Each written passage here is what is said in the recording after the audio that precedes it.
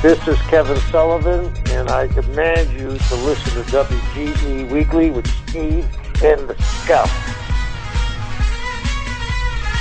Alrighty, hey there all you savages. Welcome back once again to Wrestling's Glory Days weekly podcast, WGD Weekly with Steve and the Scum. My name is Steve, and with me as always is everyone's favorite backstage cancer, and that is the Scum. Well, Steve, I resemble that remark. Never one that's afraid to pull the old creative control card on my own behalf, so to speak. Never had a problem burying the young talent, and certainly always refused to do a job for those underneath me.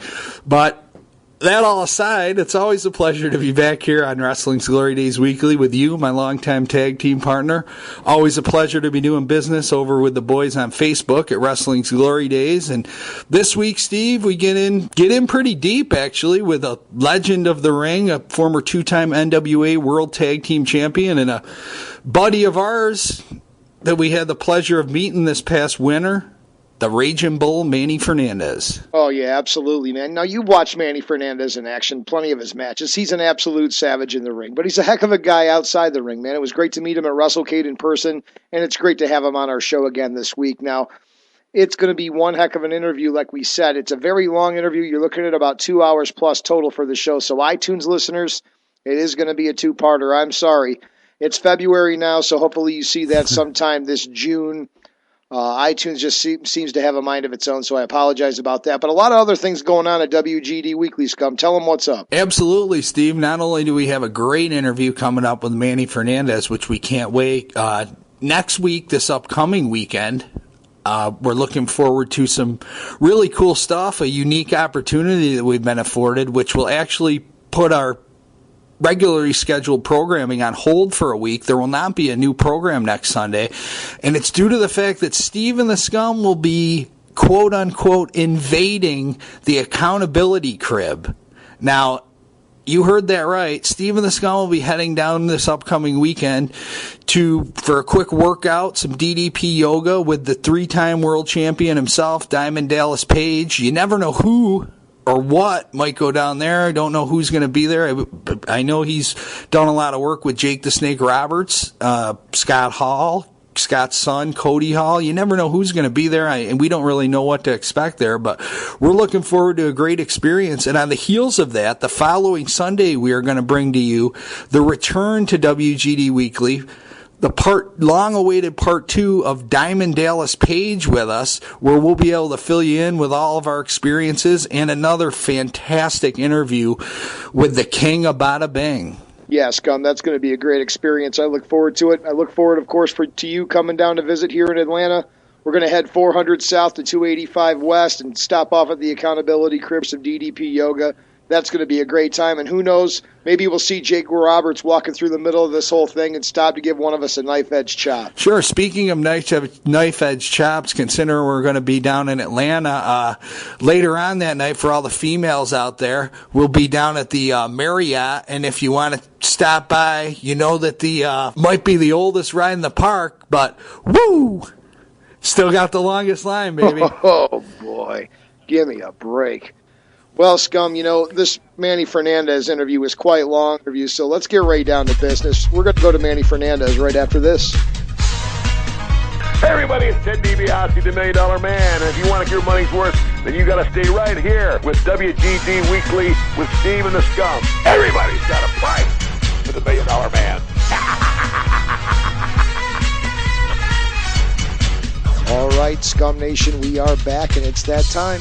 Once again, every week, right here, WGD Weekly with Steve and the Scum. We got a great guest from the glory days of pro wrestling. This week, the Raging Bull, Manny Fernandez, is here with us.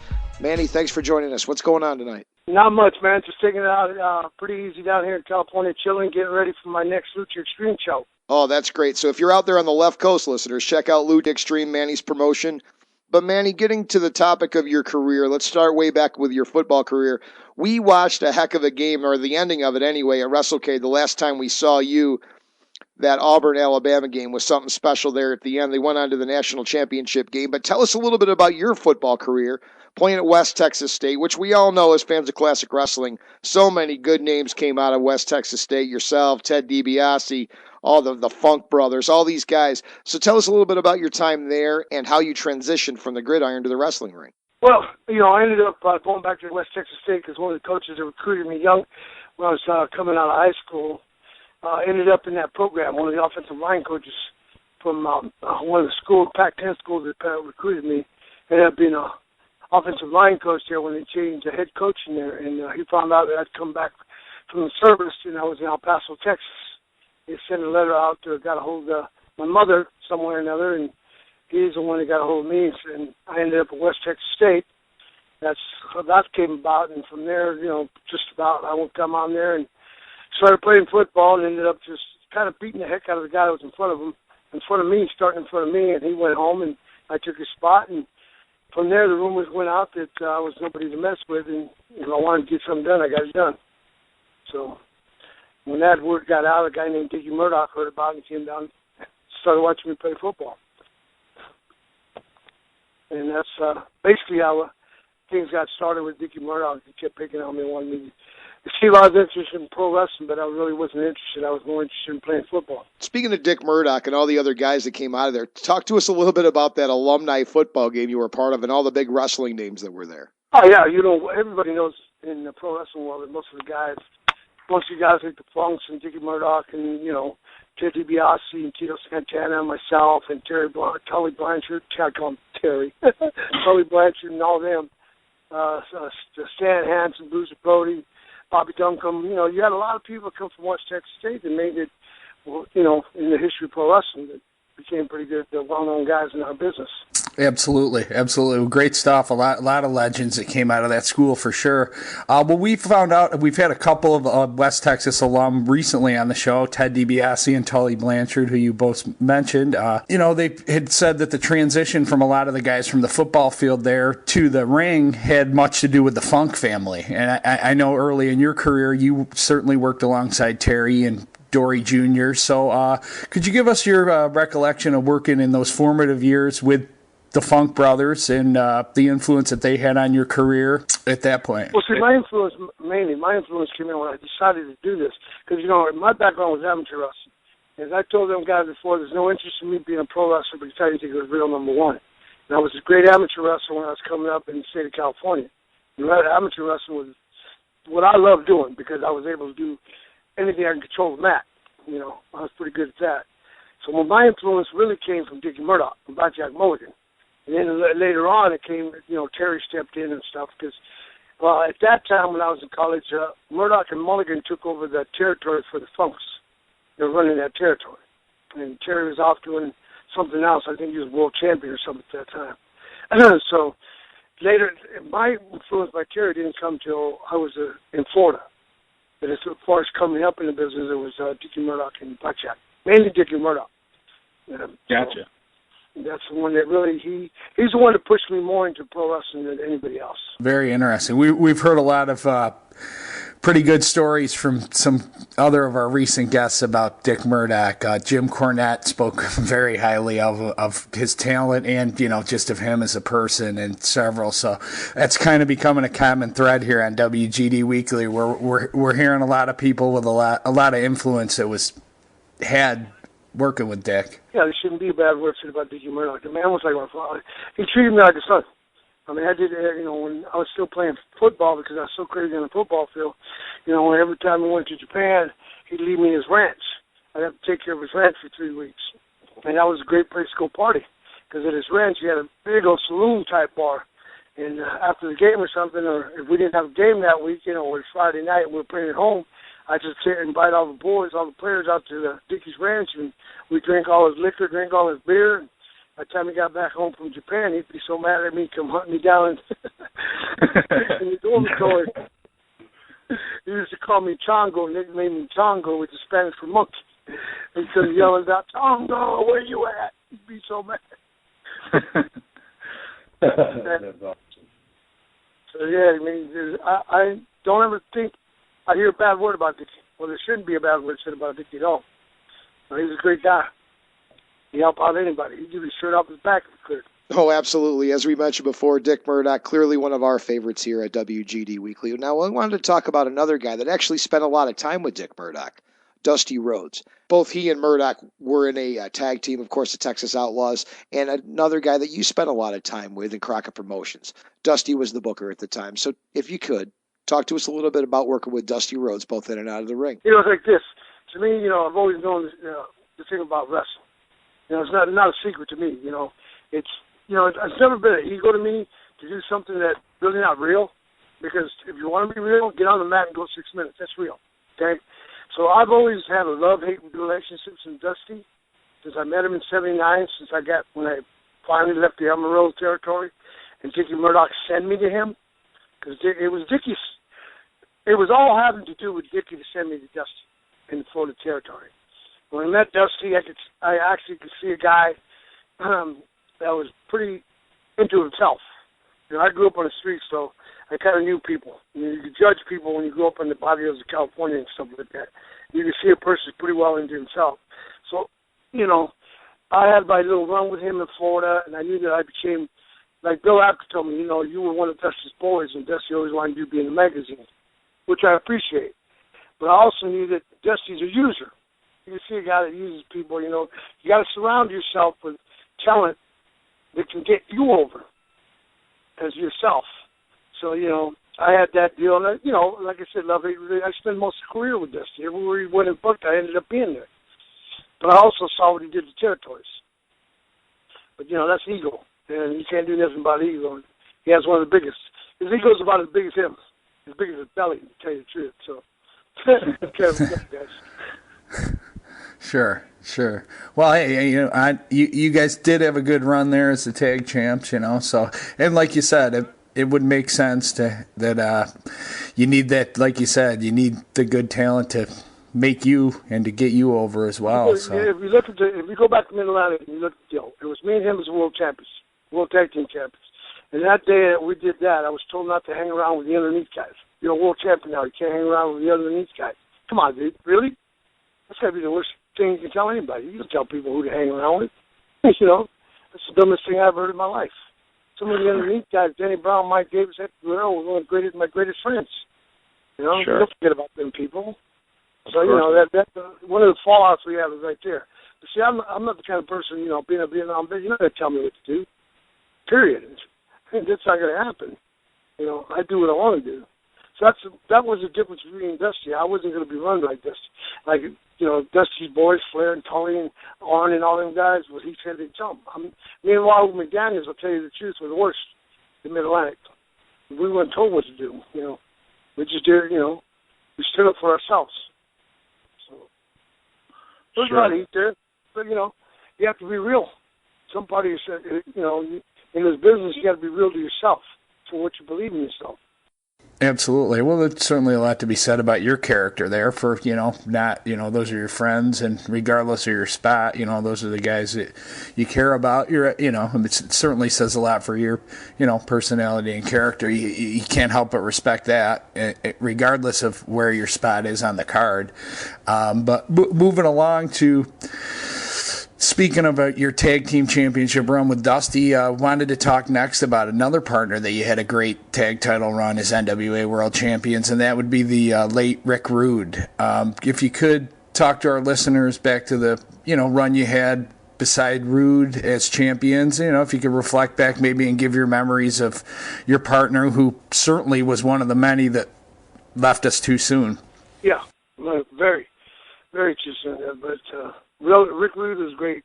I'll miss him. We had great times together. We did great things together. He was a great partner. Not only that, he was a great listener. All the time when they brought him in, he was still kind of green. He just came from Memphis and stuff.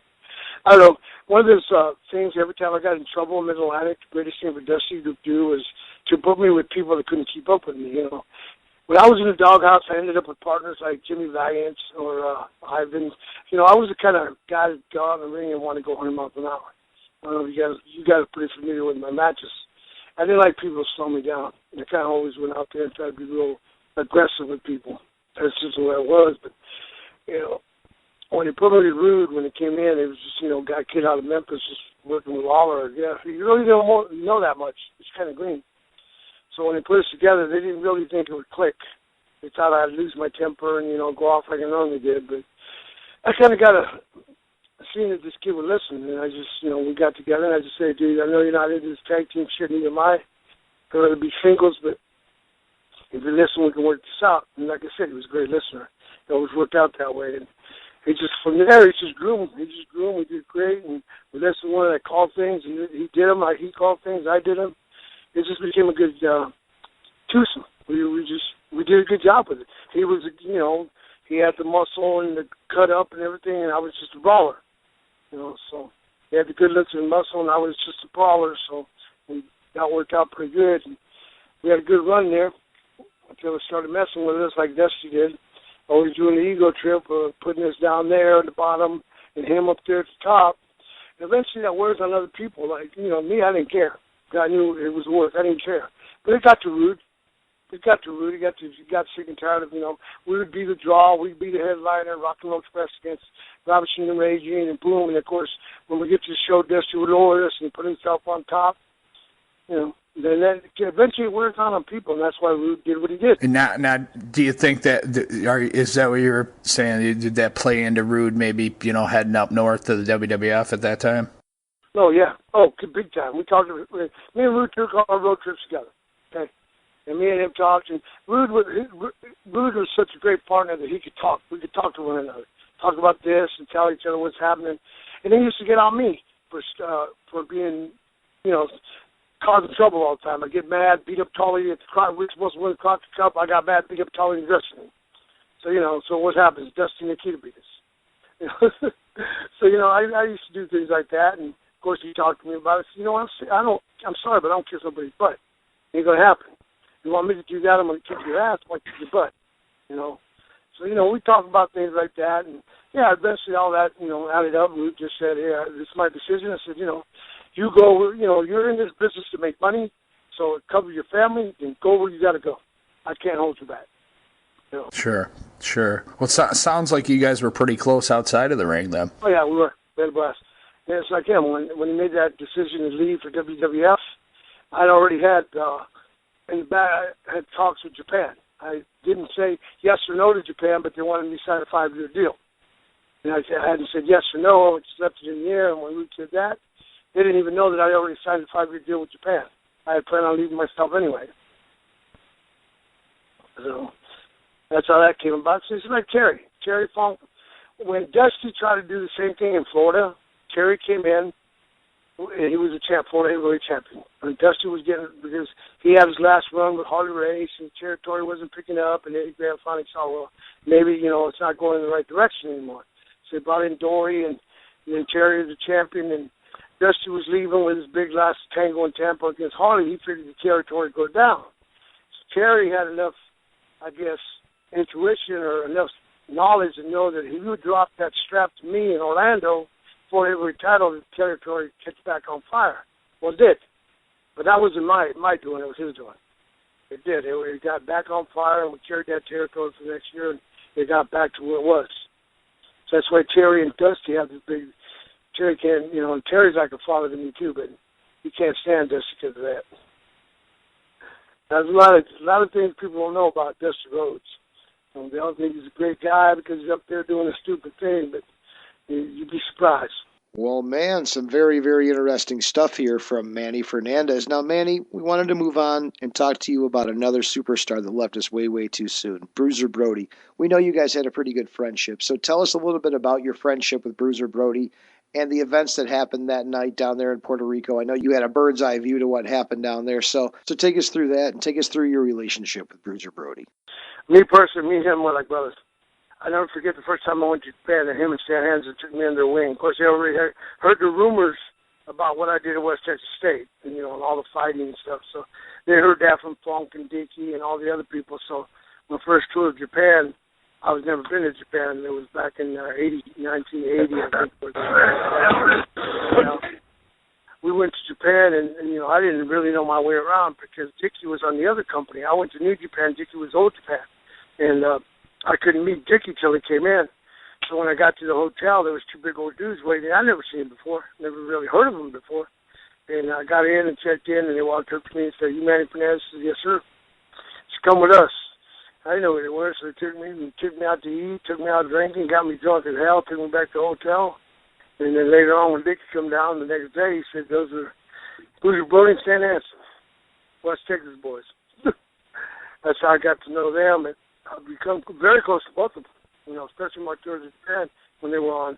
But Frank Goodish and me, when we were in San Antonio together, we spent a lot of time in the gym together, traveling together. And one thing I can tell you, I don't care how many big guys you have in this business, like Brock Lesnar, the Brock Lesnar types. I like my Undertaker stuff. They're all good people. You'll never find another big man like Boozer Brody. Never. Never. At least he could take care of his own. He was another one that, like me, that had a lot of trouble with the promoters because we didn't stand for getting screwed around or kissing any butt. Boozer had a lot of trouble with promoters, and I've seen it when the territories we were in together. He wouldn't take any crap from him. You knew the house was good, and you didn't get paid according to the house. He let you know about it, so would I. So you're never going to find a great, loyal guy that's loyal to himself and what he does in the ring and loyal to the friends that are next to him. That was Boozer Brody. You don't find those kind of people. It's like me. My background is totally, former Navy SEAL brotherhood. I believe in being in a family of brotherhoods, a brother. You take that brother and you take him wherever he goes and stay tight with him. You don't let that brother go down without you. That's the way I've always been, That's the way I live my life. And that's the way I went into pro wrestling. That's the way I kept. That's why I never brown-nosed anybody. And if you don't like what I'm doing, if you think I'm not good enough to wrestle, carry your belt, then don't put it on me.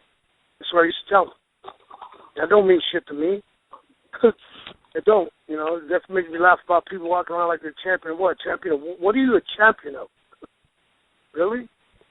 Got to think about it. Is it real? So after the events of what happened in Puerto Rico, it was important for you to try to gain a little measure of revenge?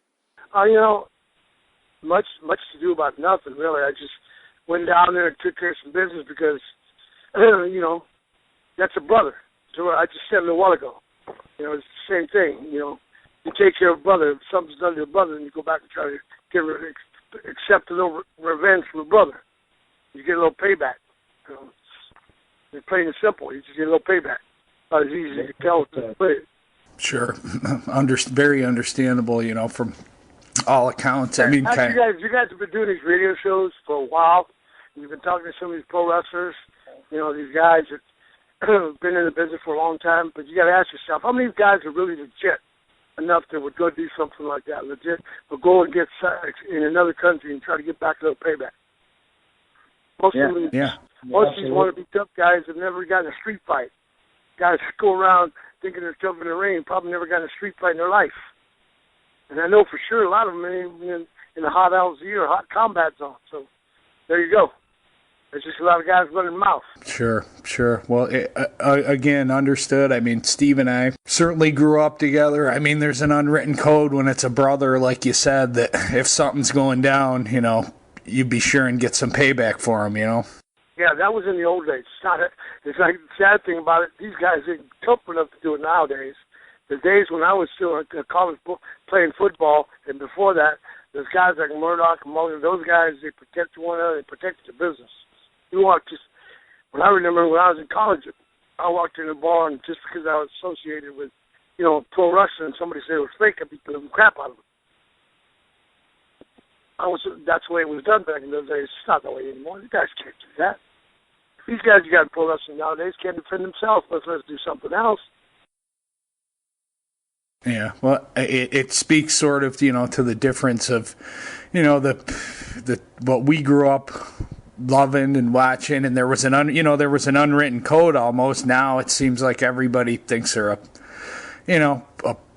everybody knows so much of what goes on in the inner workings and behind the scenes, that it's a different day and age.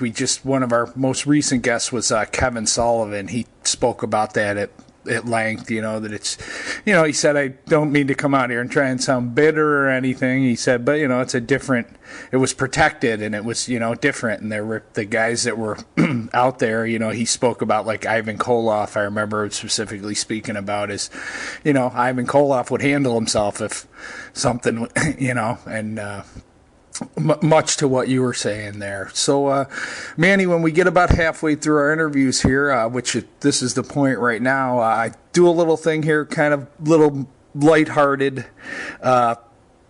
take where I like to call this the 3 R's, where we ask our guests to relive for us their choice of one of the 3 R's, and those being a road story, a rib, or a riot scene that you could recall and maybe share with us, maybe a humorous story from your days in wrestling. A road story. All right. I could tell you road stories where I wasn't even in the business. I was riding out. Dickie would always pick me up. It was off-season. They were in town wrestling or something, Lubbock or down the road in Hertford or something. He'd come by the dormitory and pick me up and have me drive and stuff. And so it was fun driving. He had a little Dodge Red Express truck with all the pipes running on it and stuff, and we're souped up, and I loved driving that thing. So they picked me up, and I'd drive them to Lubbock or Hertford or down to Odessa or whatever. We took a road trip together. And one time we do, and he wrestled in Odessa, and we're coming back. We stopped a little quicker. He used to call them Fart and Fetch'ems. Let's go to the Fart and Fetch'ems and get some beer, kids. So, all right. So we go down there. Stopped down there, went inside to pay for gas, and I was going to pump the gas. And I don't know what I was doing, just messing around. I got too late. He pumped the gas, but a guy pulled up and took the gas hose out of the thing, put it in his truck. And I tried to tell him, hey, we paid for gas. And Dickie come out, and he said, what's going on? I said, well, he took the hose because I told him we tried to pay for gas. And little thing, argument, got going there, and all of a sudden, boom, Dickie hit this guy.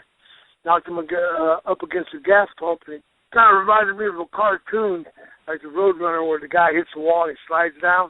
The coyote hits the wall real hard and it slides down to the bottom. The guy hits the pump down, and I'm sitting there pumping the gas. Dickie's putting the beer in the ice chest, and I'm pumping the gas, and I'll get back in the driver's side. Dickie puts the chest in the passenger side and slides it over, and we jump in, and we drive off, and the guy's still laid out on the pump, like just sitting there. Never woke up when we left. So I thought that was funny. I kept looking in the rearview mirror to see if the guy ever got up. And never got up. So I don't know when he woke up. But that's probably one of the first stories I ever tell, because that was one of the first things that happened when I was on the road with Dickie. Sure. A real tough character. I always admired him because he was that tough, and I always looked up to people that were tough, because I had to make my bones on the street, and I went and did my thing, for my country. So that's the way I made my bones. So I always admire and respect people like that. Absolutely. Well, it sounds like you had some great times with Dick, so that's happy to hear some classic stories about him. Like you said, when you said not a bad word to say, we have, it seems that his name comes up every person that we talk to, and it's always, what a great worker he was, what a great guy he was, funny guy. Great stories. Just off the top of my head, Ted DiBiase, Jim Cornette comes to mind. I'm trying to think of who else had spoken about him in that, but just pretty much it seems like the last 3 or 4 guests that we've had have had fantastic stories about him. I know Jim Cornette had said that he's been campaigning for Murdoch to be in the Wrestling Observer Hall of Fame, like through his website and different things. And he, as he put it, he won't stop voting for him until he's either in or he himself, Cornette, is dead. So that's people why. I don't think Dickie Barrett would care. I've known Dickie. I don't know Cornette knows as close as I did. Because I was very good, like I said, virtually grew me up in college. 2 years I played at West Texas. All I did was hang around with Dickie. And then he's the one that put my whole career online. He's the one that sent me to Florida. Then Terry stepped in and took over because of Dickie. But you can say these things, but in my heart, I don't know if it matters to Dickie. Like, it don't matter to me because, like I said, if you want a real Hall of Fame, come down to the state of California and read my name on my name for football and wrestling in the state of Sacramento, the capital of California, in Sacramento. That's a real Hall of Fame to me. Sure. That is real, okay? It ain't some clown giving you something that doesn't matter. It might matter to wrestling fans, but legitimate people that know something that's real, it don't matter to them. It don't matter to them. Absolutely. Shit don't matter. It don't matter to me neither. I mean, as an NFL Hall of Fame, yeah, that would matter. That would matter. Right. That's a big deal. You know, that's real. Sure. Yeah, you really had to earn that, not some clown give it to you. Good point. Good point. Well, again, moving along, we had spoken with right before we got that great story, a road story about you and Captain Redneck. We had spoken about Bruiser Brody and another guy that you had a great feud with, a great run with, some brutal matches that, you know, at times is certainly associated with the name Brody would be Abdullah the Butcher. I remember, I believe it was a Starrcade that you guys had a classic match, one of the early ones there. What were some of your memories of the time you spent working with the Butcher? Let me tell you something. The Butcher, here, I'll tell you, going back to the Eagle guy, Dusty Rhodes, we did the Great American Bash, Mexican Death Match. That's what it was, the Bash, yeah. That was supposed to be the headliner of the night, the Mexican Death Match. And, of course, Abby found out that Dusty put himself above us, and Abby went crazy. He went lunatics in the dressing room. Oh, man, I'm telling you. Abby was going nuts in that dressing room. He was screaming, hollering, he didn't want to do that, he wasn't going to do this. He couldn't believe that Dusty did that. He was so mad. And I just finally had to go over to the other side and say, hey, dude, it's okay. We get out and start hitting the bars a lot early. Drink or it don't matter to me. Let him have all the glory. So he went out there and says, well, if you're going to do that, if you want to do that after what he did, then I'm going to do things that have never been done before. I said, I didn't know what he meant by that. I really didn't.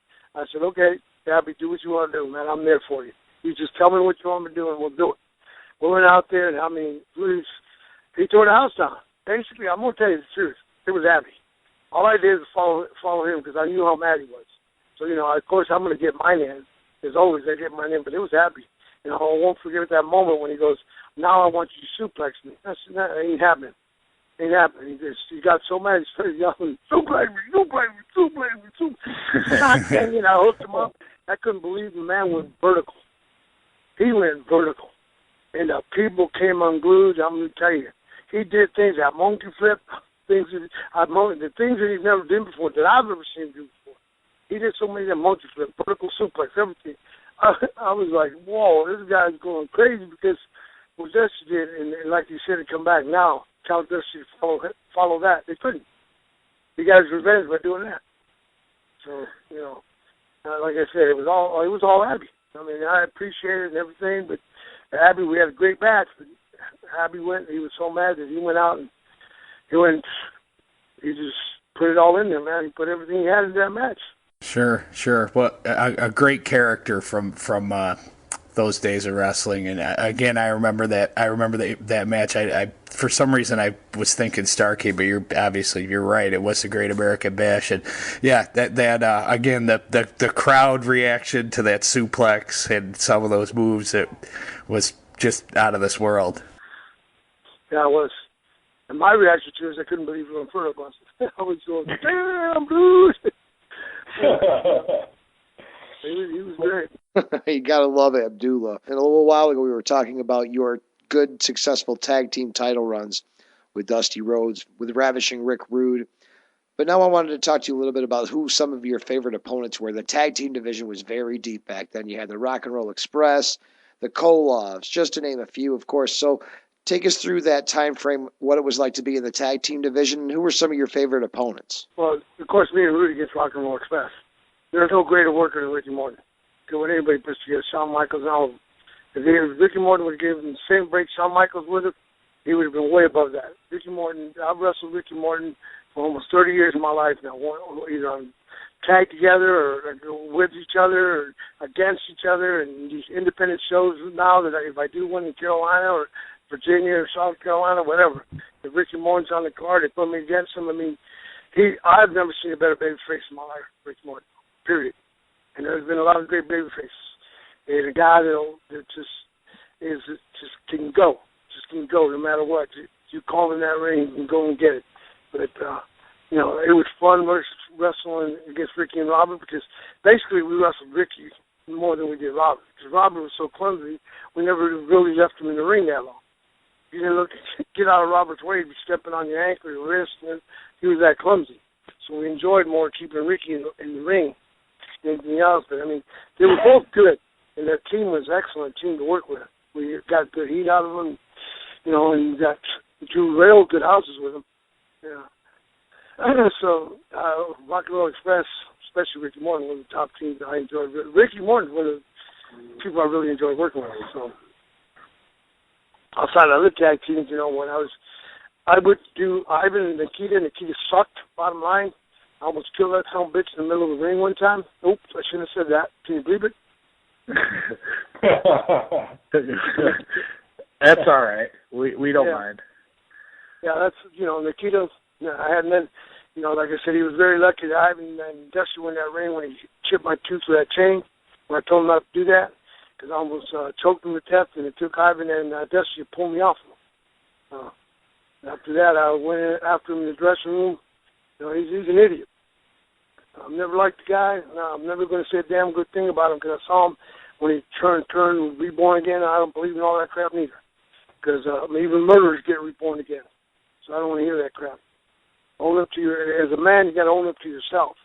If you're not man enough to do that, then don't turn to Christ. You should have already had Christ. Was tag team wrestling your thing, or were you more of a single style of wrestler? Is there any other people that you teamed up with or against that you enjoyed working with? No, you know, I was never into tag team things, and you know, I always really wanted to wrestle just singles. That was me more than ever. You know, and then sometimes my early career, my early stages of my career in Florida in '79, they would put me with Jack and Jerry Briscoe 6-man tag. Now those were enjoyable. Had a joy out of that. Because, you know, Jack and Jerry were great.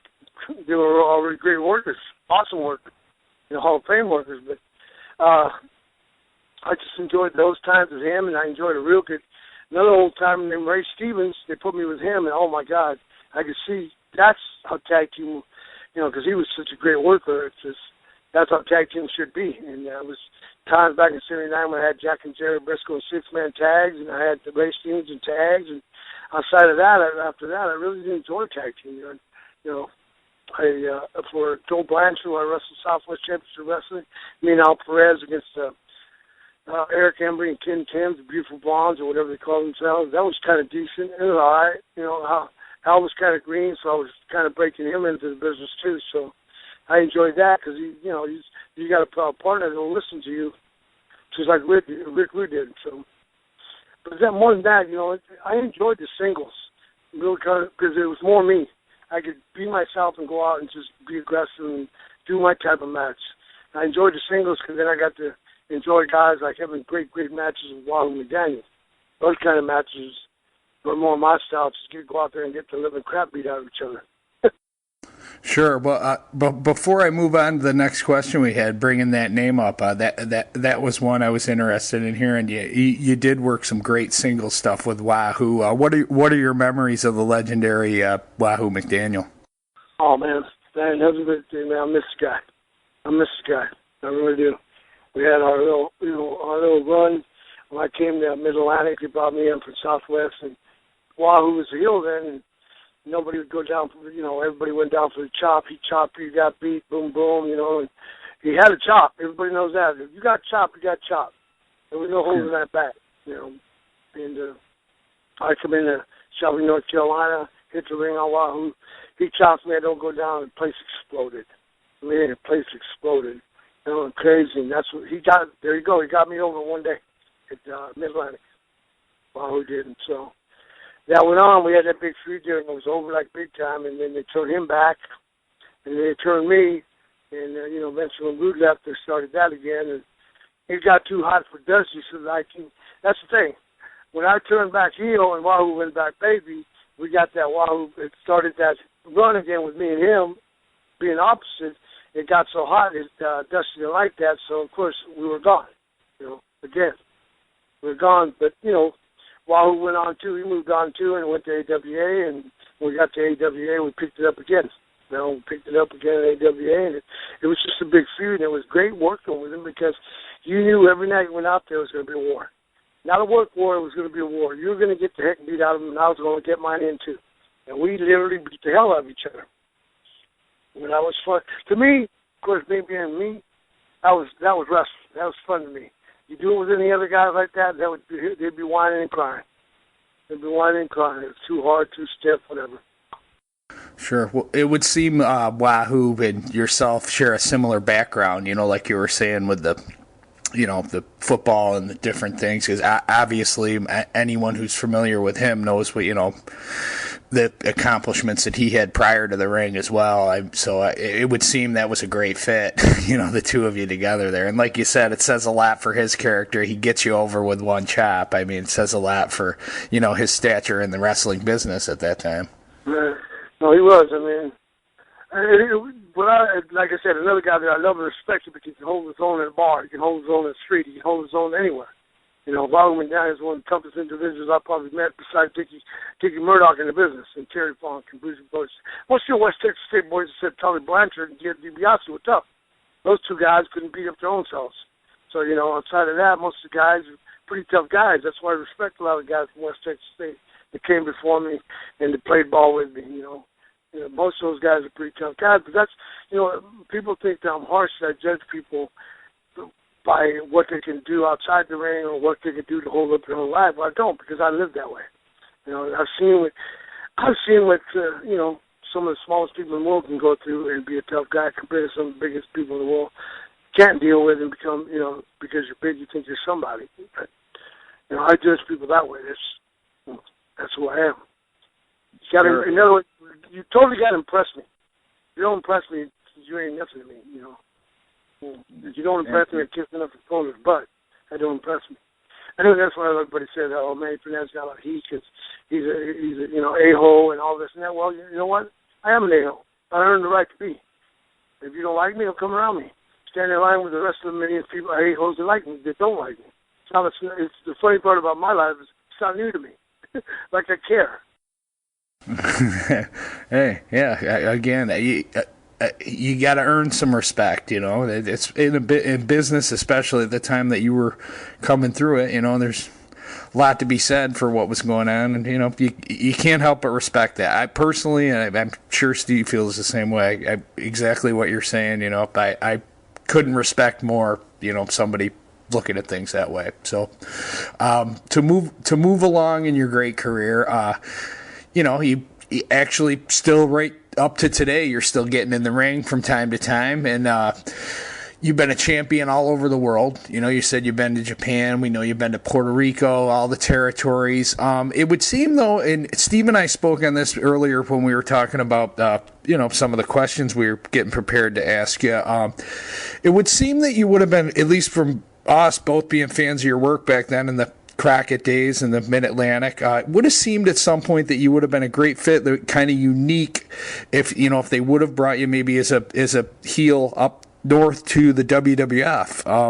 Was there any reason, or did you ever consider a move up to the WWF, or was there any reason why you wouldn't have at that time? I mean, you were as big of a star as anyone, that went, and I can't really think of many that didn't at least go up there for a little bit of time there. So not interested. I told him to kiss my butt.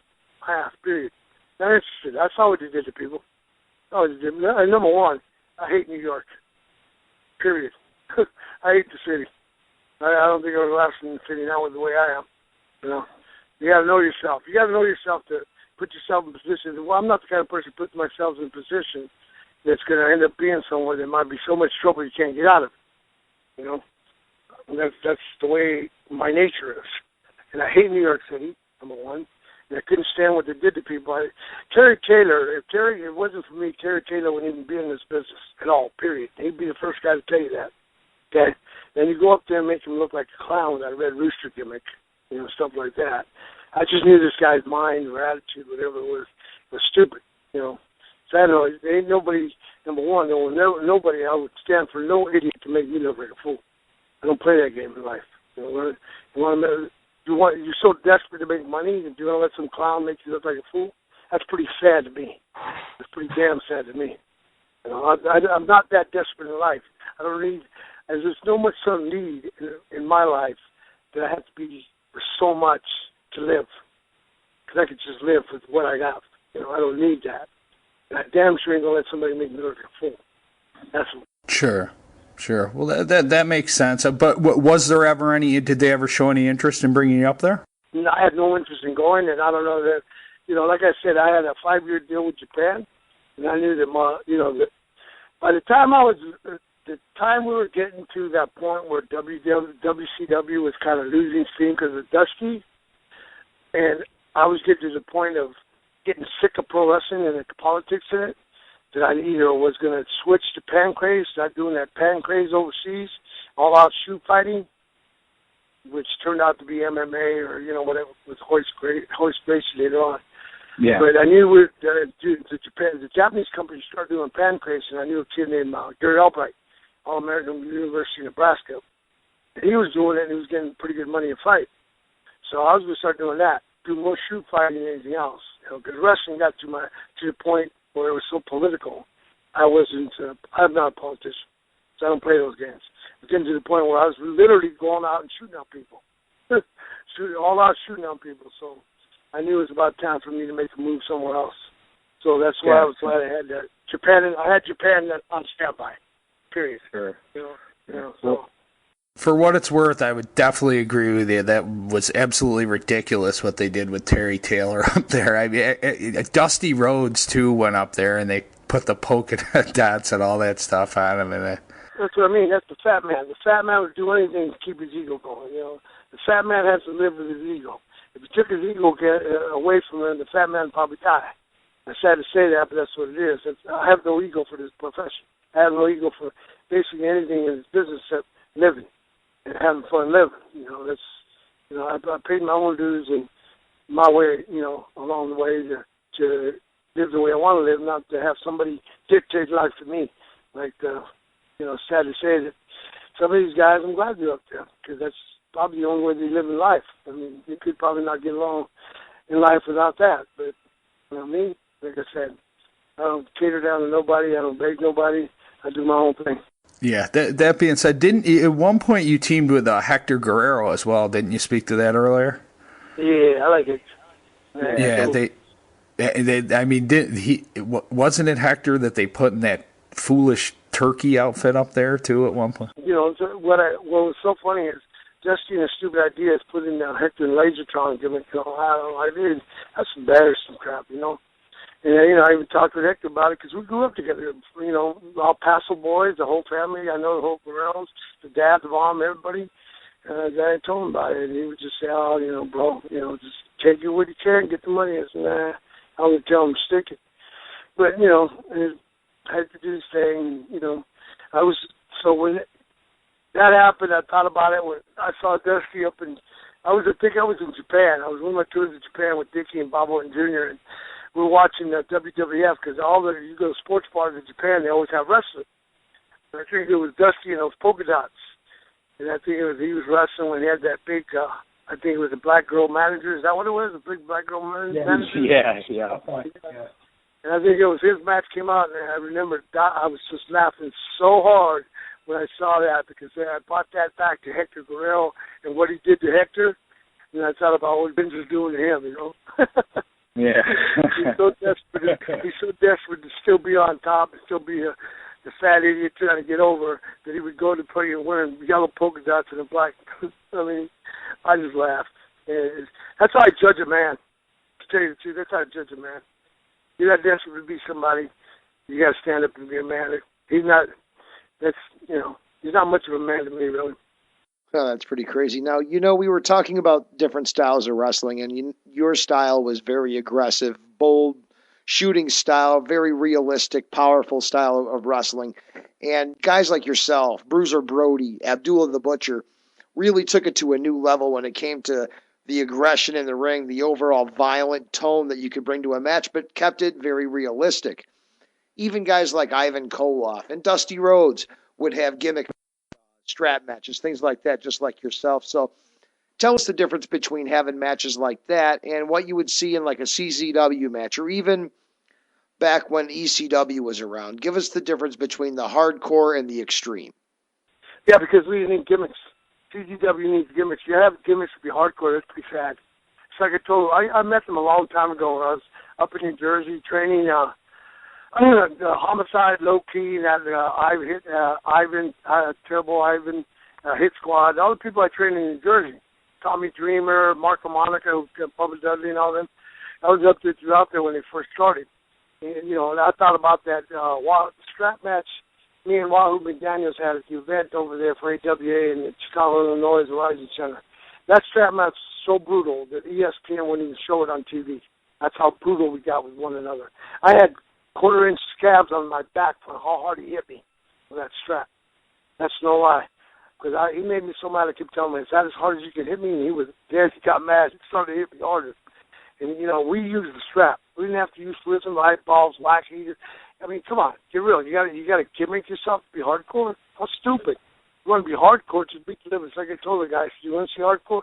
Watch when I shoot on you, stick your head all the way up your butt, and you fight for it until you can't breathe and pass out. You're going to know hardcore. There's a big difference when you're joking. Yeah, sure. You're going to know hardcore when you can't breathe and you're dying, and then you finally pass out, and I let you go. And you crap all over yourself. That's hardcore to me. You know, sure. That's hardcore to me. You know, yeah. I don't need a damn first light bulb and a weed whacker or thumbtacks or anything. Well, I could do that all with my elbows, my feet, and my, you know, I could do all that and more. You know, so that's hardcore to me. You know, that's like I said. When I decided I was sick of the politics of working wrestling, working wrestling, I wanted to go do pancrase in Japan, all out shoot fighting. And there you test yourself at least. You know, these guys. I mean, yeah, okay. So people get excited because you're breaking first light bulbs over your head. I'm pretty sure people get excited if I snap each one of your arms while I'm in the ring and hear them pop. That's the difference to me. But of course, like I tell people, I'm morbid. I got a morbid sense of humor. You know, I'm more realistic. Sure. To me, it's more realistic. I mean. Absolutely, yeah, absolutely, it's more realistic. I would agree with you there. But you know what bugs me is like this. I admire Kurt Angle a lot. And outside I told him about it. Really? You're going to take a gold medalist and you're going to do that to him? How stupid can you be? I mean, how stupid? I mean, I don't know what maybe Kurt was thinking or whatever, maybe, but I don't know. You know, get real, dude. I mean, you got a gold medalist and you're going to just beat him with some clown? It just doesn't happen in reality. You can't realize that. Anybody knows anything about wrestling just knows that ain't going to happen. Yeah, Kurt Angle is definitely a throwback to, you know, the style that you had said. You know, it's not very believable to see someone out there whacking him with a garbage can or something when he could just as easily, you know, break their leg and quicker than he could say hello to him. So I would agree with you there for sure. Well, Manny, we really appreciate you coming on here and spending your time with us at WGD Weekly with Steve and the Scum. I have one more question for you, and then I'm going to send it over to Steve to wrap us up with a quick name association that we do at the end of our show. Lastly, I wanted to talk with you about some of the stuff that's been going on with you in general right now. For those unaware, I believe that you help in training some young talent currently and you know, getting them ready for a career in today's world of sports entertainment. Yeah, I do. I train work with Amanda Tustin, which I do still. My kids, you know, that's their next step out of Lucha Stream, the company we own. Me and a guy named Lance Cardozo went out in Fresno, California. And we carry on. We have our regular TV. We come on Saturday, regular TV, 9 p.m. Saturday nights. But we're not trying to compete with anybody. We have our own little organization here in the state of California. We run shows. We do good with them. We have talent that WWE is interested. Ken Seaman, the guy that works for Triple H there, they signed one of our guys. He's already started with them. They're interested in 4 other guys. And Lucha Extremes is a great little company out of California that I help and I train at the training center there. I got a bunch of good prospects. They look athletes. They all look good. And first thing they learn is what Manny teaches them, how to shoot the ring. Because you never know when you got to meet one of these guys from CGW to break a first light bulb over your head and you might have to defend yourself. Sure. Absolutely. So what was the name of the talent that you said that had been working with WWE from that organization? Oh, no, they just signed one of my guys. All my guys have had tryouts and done good, and they'll be back at the tryout next month. One of them is Gerard Kratos. The one that they just signed is Brian Cannon. And he's already he's already in Florida at the training field. And one of my his 21-year-old kid that I trained is about 6'2". He did a 600-pound bench press on YouTube. So they really like him. He's a big monster, big old kid. And I have another kid named Mike Rain. That's another kid they're looking at. Another kid named Nick, the wise guy, Nick Ruiz, Brandon Pignon. I mean, I got a bunch of kids that you're looking at, but right now they're still with Lucha Extreme, and they're still working with us. We got a big pay-per-view coming up here on March 16th, the Road to the Gold Cup. I just brought in something. You know, I took like old school stuff that we did in the old days of Drew Money. I didn't copy it, but just changed the wording a little bit. Like the Crockett Cup, when we did the Crockett Cup back in WCW days, Mid-Atlantic. So we're doing one at Lucha Extreme called the Road to the Gold Cup. We have all these tag teams fighting in for the Gold Cup. Very cool stuff. Definitely, I urge our listeners to check that out. Wanted to ask you real quick on those guys that you've been working with and training. You know, you said the first thing that you teach them is, to shoot in the ring, that they might have to use that at some point. So I wanted to ask, outside of that, obviously it's a entirely different world from when you were in the business and got in the business to what now they call sports entertainment, breaking in. What are some other things that you maybe try to instill in the talent that you work with during them training to help to toughen them up and get them ready for the next level? And also, with all the time that you've spent in the business, what would you say are the major differences breaking in back when you first started as opposed to breaking in like nowadays? This is going to be a good one. Number one, most of these people think, they know how to take a bump. And they don't even know how to take a bump. They don't know how to protect the body. These people are coming. Some of these kids that I got out here from other places where they paid somebody all this amount of money to teach them how to pro wrestle, and they went straight into tying up and doing a drop kick or some kind of high-flying spot, not even teaching basic wrestling. Number one, the basic wrestling is how to take a bump. And these people don't even know how to do that. So when you come to my Lucha Extreme Wrestling Training Center, first thing you do all day is learn how to take a bump. Take a bump, protect your body. You want to last as long as I did over 30-something years now, you learn how to protect your back. Take a bump. That's why I can still get in the ring at my age and take bumps and take drop kicks and take a bump and get slammed off the top rope. I'm almost 60 and I can do that stuff. Why? I protected my back. And that's the main thing you got to teach these kids. Half them guys will be broke up before they're 40 years old. They don't know how to take a bump. That's the first thing they do. For the first month of my training, you don't know how to take a bump to protect your body. And then you learn how to tie up. And from there, you learn how to get into a hole. But see, a lot of things people don't teach today, and if you told a trainer today, hey, teach kids how to chain wrestle, they look at you like you're stupid because they wouldn't know what chain wrestling is all about. They don't even know how to stand in the middle of a ring. See, a lot of people don't realize this. If you watch wrestling today, how many times do they hit the ropes? That's all they do. Yeah, right. Very often. You can watch one of my guys train. I'll spend one of my guys training, and they can go 15 minutes in that ring without touching the rope once. Ask somebody. That was one of the great comments when one of my guys went to try out at WWE. William, every now and then I go, and me and William would go sit down, and even he told a story about Manny Fernandez, how he enjoyed watching me, and he tried to emulate one of my moves and ended up busting his head open. I started laughing, but he even brought up the point, well, why does everybody use the rope so much? See, and that's one thing they do nowadays. Everybody thinks they need those ropes. And when I broke into business, Dickie didn't let me hit the ropes until I knew how to hit the ropes.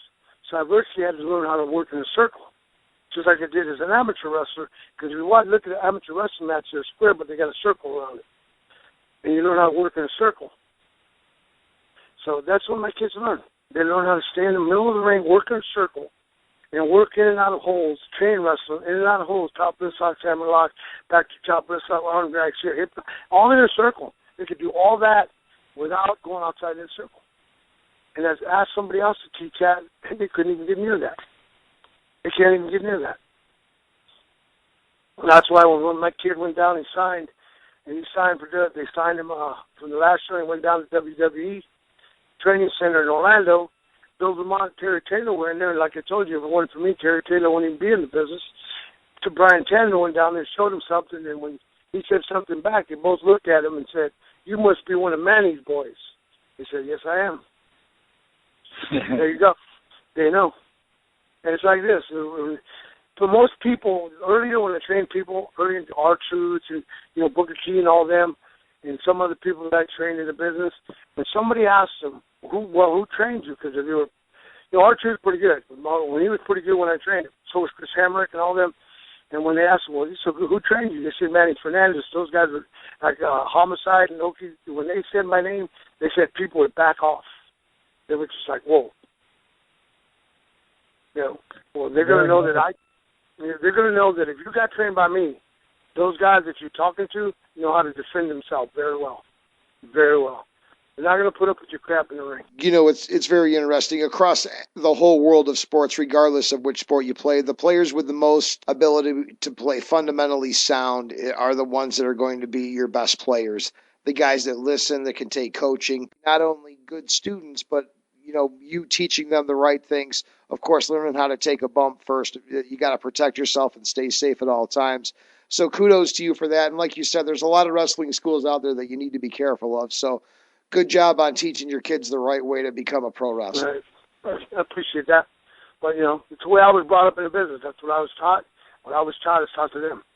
You can't change wrestling. It's wrestling. It's like I told people, just can put this, whatever they want, the CZW or Ring of Honor and everything like that. And you can do all these millions of things, but bottom line is the whole thing. When you come to an arena, all the sign says is wrestling, period.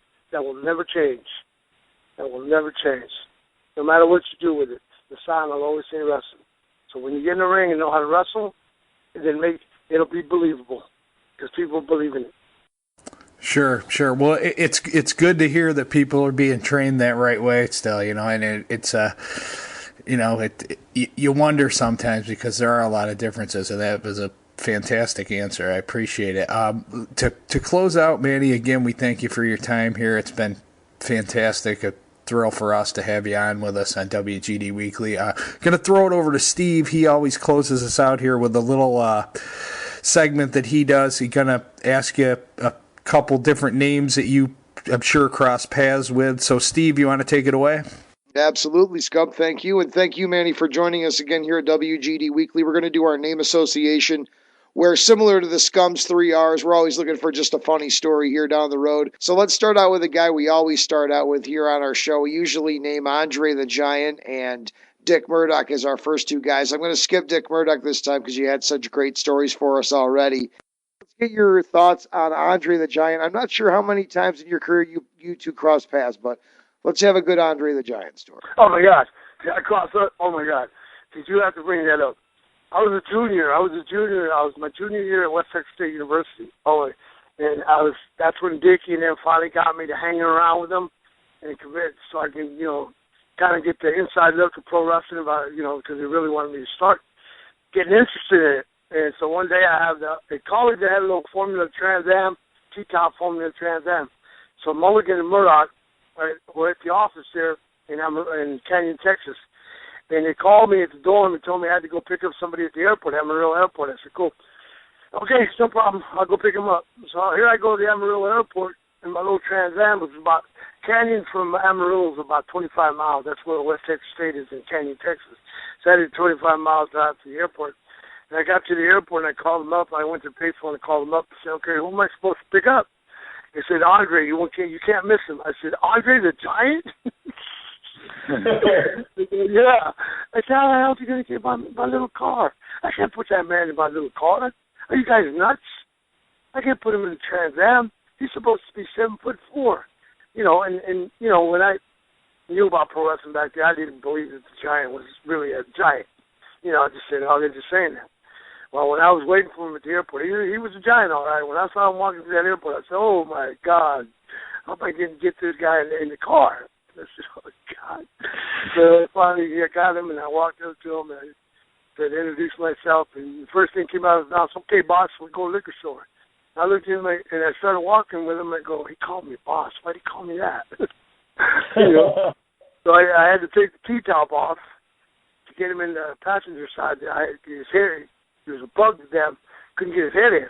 I took the T-top off on that side, and we're supposed to drive him because they were leaving from the office in Canyon to go to Lubbock. The show was in Lubbock that night. So I had a 70-mile drive to Lubbock with the Giant. And I'm going like, oh, this is going to be great. 70 miles, his poor head above the windows thing there. The first thing he wanted to do was go to the Dago liquor store. So I said, what? Don't you got to wrestle tonight? Oh, that's okay, Bob. So he goes to the damn liquor store. I take him to the liquor store. He goes in there, comes out with a case of beer and a big old fifth of vodka. So Lubbock's only 70 miles. I'm thinking, what the heck? 70 miles, he's got a case of beer and a fifth of them vodka. And so we drive that 70 miles. But by the time I got him there, the first time I met baby doll Nicola Roberts, I met her there. It was the first show I went to, and she was taking tickets at the window. And we went in there, brought him in there, and by the time I got Andre to Lubbock, he done drank that case and that fifth of vodka. Like it was nothing. Oh, man. Nothing. It was nothing. So, and then, I waited. And see, at that young stage in my life, Dickie used to have me sit at the top, way at the top of the stadium, way at the top, away from everybody to watch. He wanted me to watch their match. So he wanted me to, like I said, I was still in football, junior West Texas State. I wasn't in us, but he always made me observe. So that's what I did.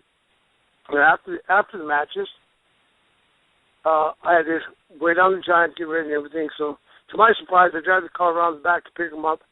Blackjack decides to drive back with me and Andre. So you talk to Andre, and I'm going like, wait a minute, Blackjack's 6'9", this guy's 7'4".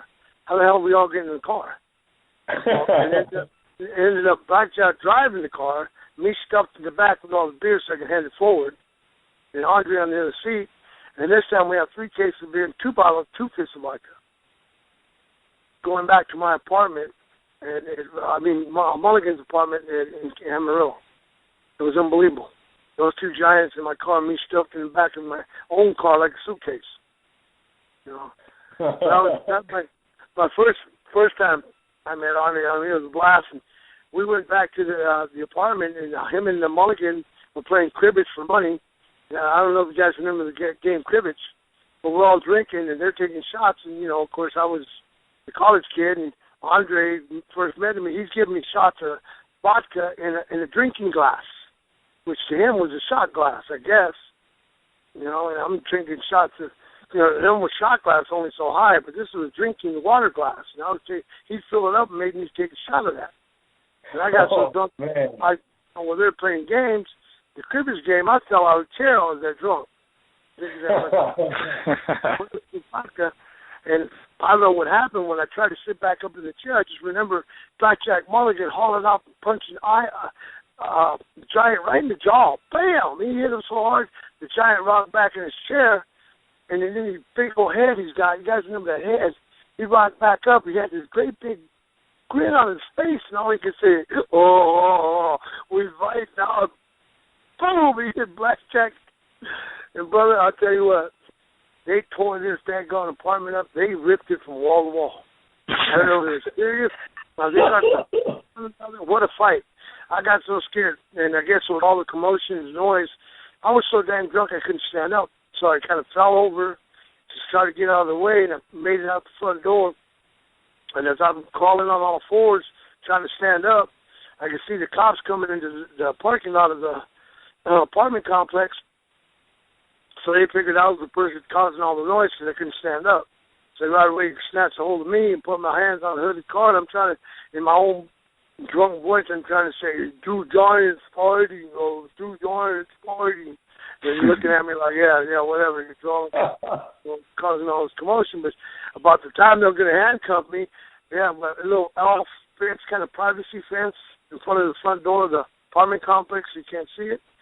The whole front door and the whole framing of the door comes right through that fence with Andre driving from Mulligan through the door, through the fence, boom, the door, and him on top of Mulligan. And the cop, that whole commotion went on. The cop turned his head and looks, and there they were. He didn't work. And they both, after that, they both stood up. And the cop looked at him. He let me go, and he just got back in his car and drove off. Probably a wise move.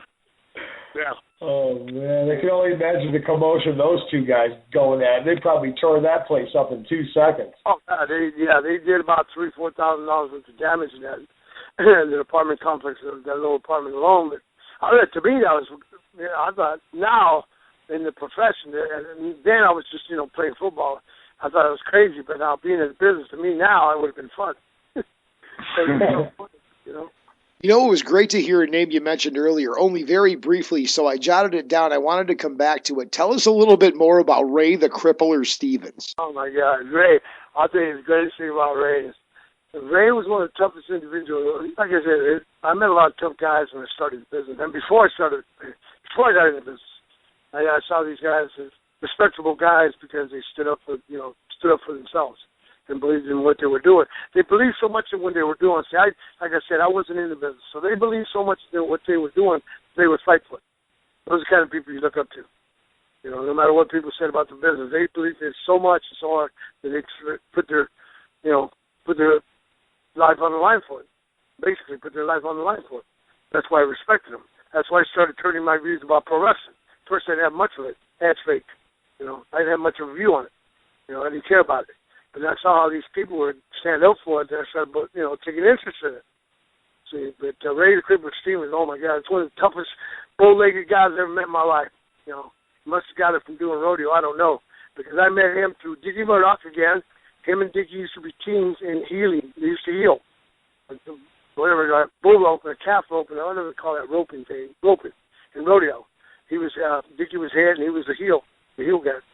And that's how I met him. We just one time we were at a bar and called, what was it called?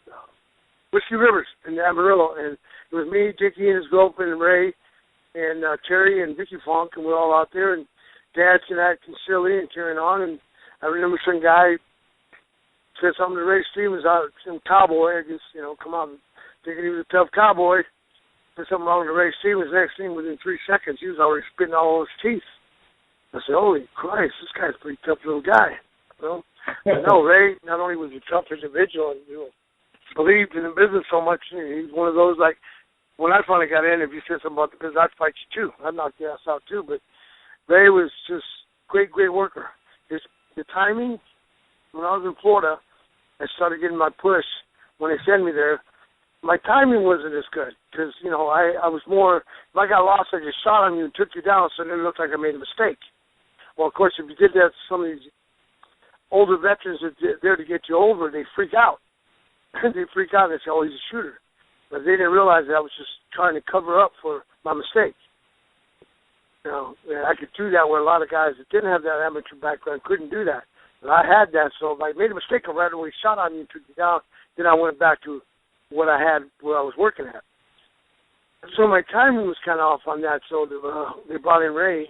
They put him as my tag team partner, and he gave me timing. He taught me timing. And tagging with him, I started realizing what it was timing meant in the ring. So you had the perfect timing to do the perfect move at the perfect time. So that's what he taught me. And then, of course, later on, he came and helped me out in Florida, and he went off. And I didn't see him again until he was the assistant booker for Wahoo at AWA. And they were doing so good when him and Wahoo were running it. And they had the guy that used to go run and get coffee and donuts for him when they were booking was a guy named Diamond Dallas Page. Now he thinks he's all famous, but he should run for coffee and donuts. That's what I always remember about that. Every time I see him, didn't you see the coffee and donut guy? That's my big joke about him. He turned out to be a great guy. Really, he turned out to be a great guy. But I remember one time when an AWA and Ray come up and they were in control because Greg Gagne was gone. It was, they had lost the territory or whatever, and it was really down. Him and Wahoo and Ray were doing good. They were building it up. I brought me in to do that angle with Wahoo, and they had other guys coming, Marquinez and Wayne Bloom and all of them, and we started picking the territory up again. And, like I said, Ray and Wahoo worked hard to do that. And all of a sudden, here shows up Greg Gagne, ready to stick his foot back in and run it, take over again. Now that it's doing all right again, we got, TV numbers up and the crowds are up, and the big show in Chicago did real good with me and Wahoo in that strap match, you know, it was really good. And Greg Gagne comes in, decides to get involved again. And let me tell you, man, Ray's team was none too happy to that. None too happy to that after what the hard work they put to get that back going a little bit. We're all making a little money. And so it happened that we were wrestling was it Illinois, some town in Illinois. So Ray and Wahoo decided to put, I had just left them and was fixing to come back from Japan. And at that time when I was in Japan, they had sent me to Russia to learn how to do sambo submission wrestling. I spent like 5 weeks in Moscow training with Viktor Shankiyov and Hashimikov, 6-time world champion, 2-time Olympic champion in the sport. So you know I was over there getting my butt kicked for 5 weeks. So what they did, as soon as I got back from getting my butt kicked for 5 weeks, they put me in the main event against Greg Gagne. So exactly, in other words, they were exacting revenge. Get that? I went out there and you told me, you know, Greg Gagne is doing, do what you got to do. I just, you know, choked him out a couple of times. Turned him white. You know, didn't like the guy anyway. Basically, Nice. you know, he was Ray, you know, I didn't like what he was doing. You know, you got these guys bust their butt to build a territory just because your daddy owns it. You come back in, you want to take over after they build back up. So you want to be somebody, you think you're somebody, I'm just going to show you you're nobody. You know, that's basically what you do. But like I said, to me, you know, wrestling was wrestling. It's what I did for a living. It was not my life. That's what people. The difference between me and these guys, they inspire to be pro wrestlers, and they think it's the only thing in the world. I'm a pro wrestler, blah, blah, blah, bullshit. Life is, reality is being who you are. Me, once I finished pro wrestling, it was over. Wrestling was not my life. It's what I did. So I went on and lived my own life. There was no paraphernalia in my house. I had no wrestling videos. I had none. Now promoters have shit. The guy that promotes me and the whole legend shows and everything, he has all my paraphernalia. I have nothing in my house. There's no Raging Bull pictures. There's nothing, okay? I appreciate what I did. It was just what I did for a living. It was not my life. I lived outside wrestling. You didn't care. You didn't put it on in my teeth. Hey, when I go take my guys to WWE tryouts, and they go out there and I'll sit there and watch the tryouts, how my kids do, so I can tell them what they did wrong. And William Ringo, courtesy, comes over and tells me, great kids, Manny, he just did this. There's no problem. Tell him what they're going to need to work on, or he needs to learn how to do a promo, or we try him right now. So I'll go back and work on promo. Okay? When I'm there with my kids, I make them watch the matches that are going on, the Raw and the other tapings. But guess where I am? In the back, sitting. I don't even watch that shit online. I don't watch wrestling. You know, a lot of people ask me, you know what's going on with WWE? I don't know what's going on with WWE. I don't watch wrestling. Only sports I watch is football. Once football's over, I go nuts. I don't watch anything else. It's just don't inspire to do anything else. Now, when I'm training my guys in the ring, now that's a different story. I get trained 24/7. That's the difference about me. I love teaching the knowledge of wrestling and passing it on for nothing because I was passed on to me for nothing. I didn't go and pay Dickie Murdoch and Blackjack Mulligan $5,000 to train me. No, they put me in the ring for nothing.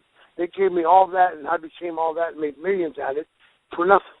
And then you got some kid $5,000 teaching wrestling, and he doesn't know shit about wrestling. Some very true words spoken here from Manny Fernandez. Manny, you were talking about your independence from the world of pro wrestling and taking it for what it's worth and making your living at it, but not letting it envelope your life.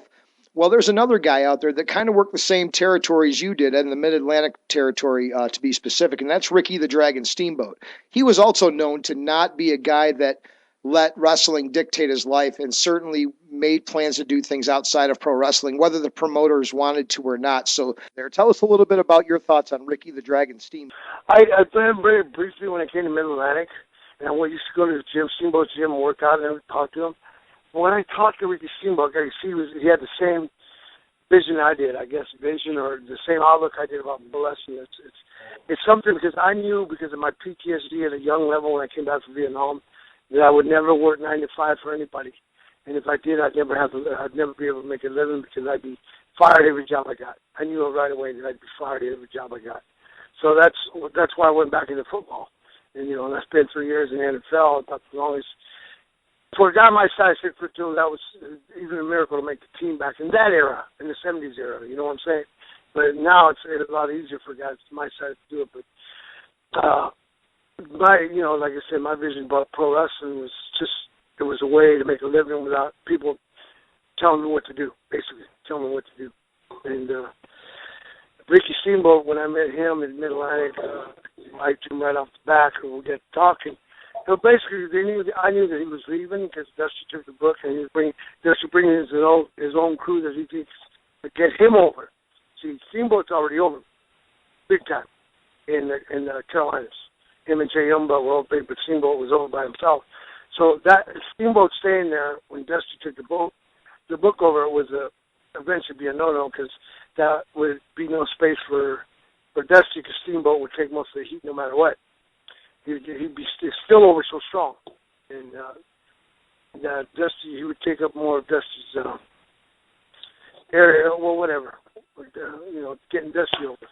So I met him, and we talked at his gym a couple of times, and, I could tell that the guy was, whatever Dusty did to him, release him, whatever, it didn't matter to him. He didn't have the ego that, wrestling's not going to be my only way of surviving. Me and my family surviving. He had his gym. I guess he knew where he was going. He had the direction of where he was going, so he wasn't worried about that. So I admired him for that. Oh, very admirable. And one of the all-time greats, Ricky Steamboat. Let's talk about another guy that's one of the favorites on our show, a manager, Skandor Akbar. Oh, yeah, Skandor was a great guy. I met him first when I was in Amarillo, first starting the business as a clean kid. I met him there with managing him, Dickie and Mulligan, and a good guy. And there's really not much at Skandor. I just met him when I was green. Started the business too. And I met him again at the Global Wrestling Federation. He helped me book that. We had the East Stand show that.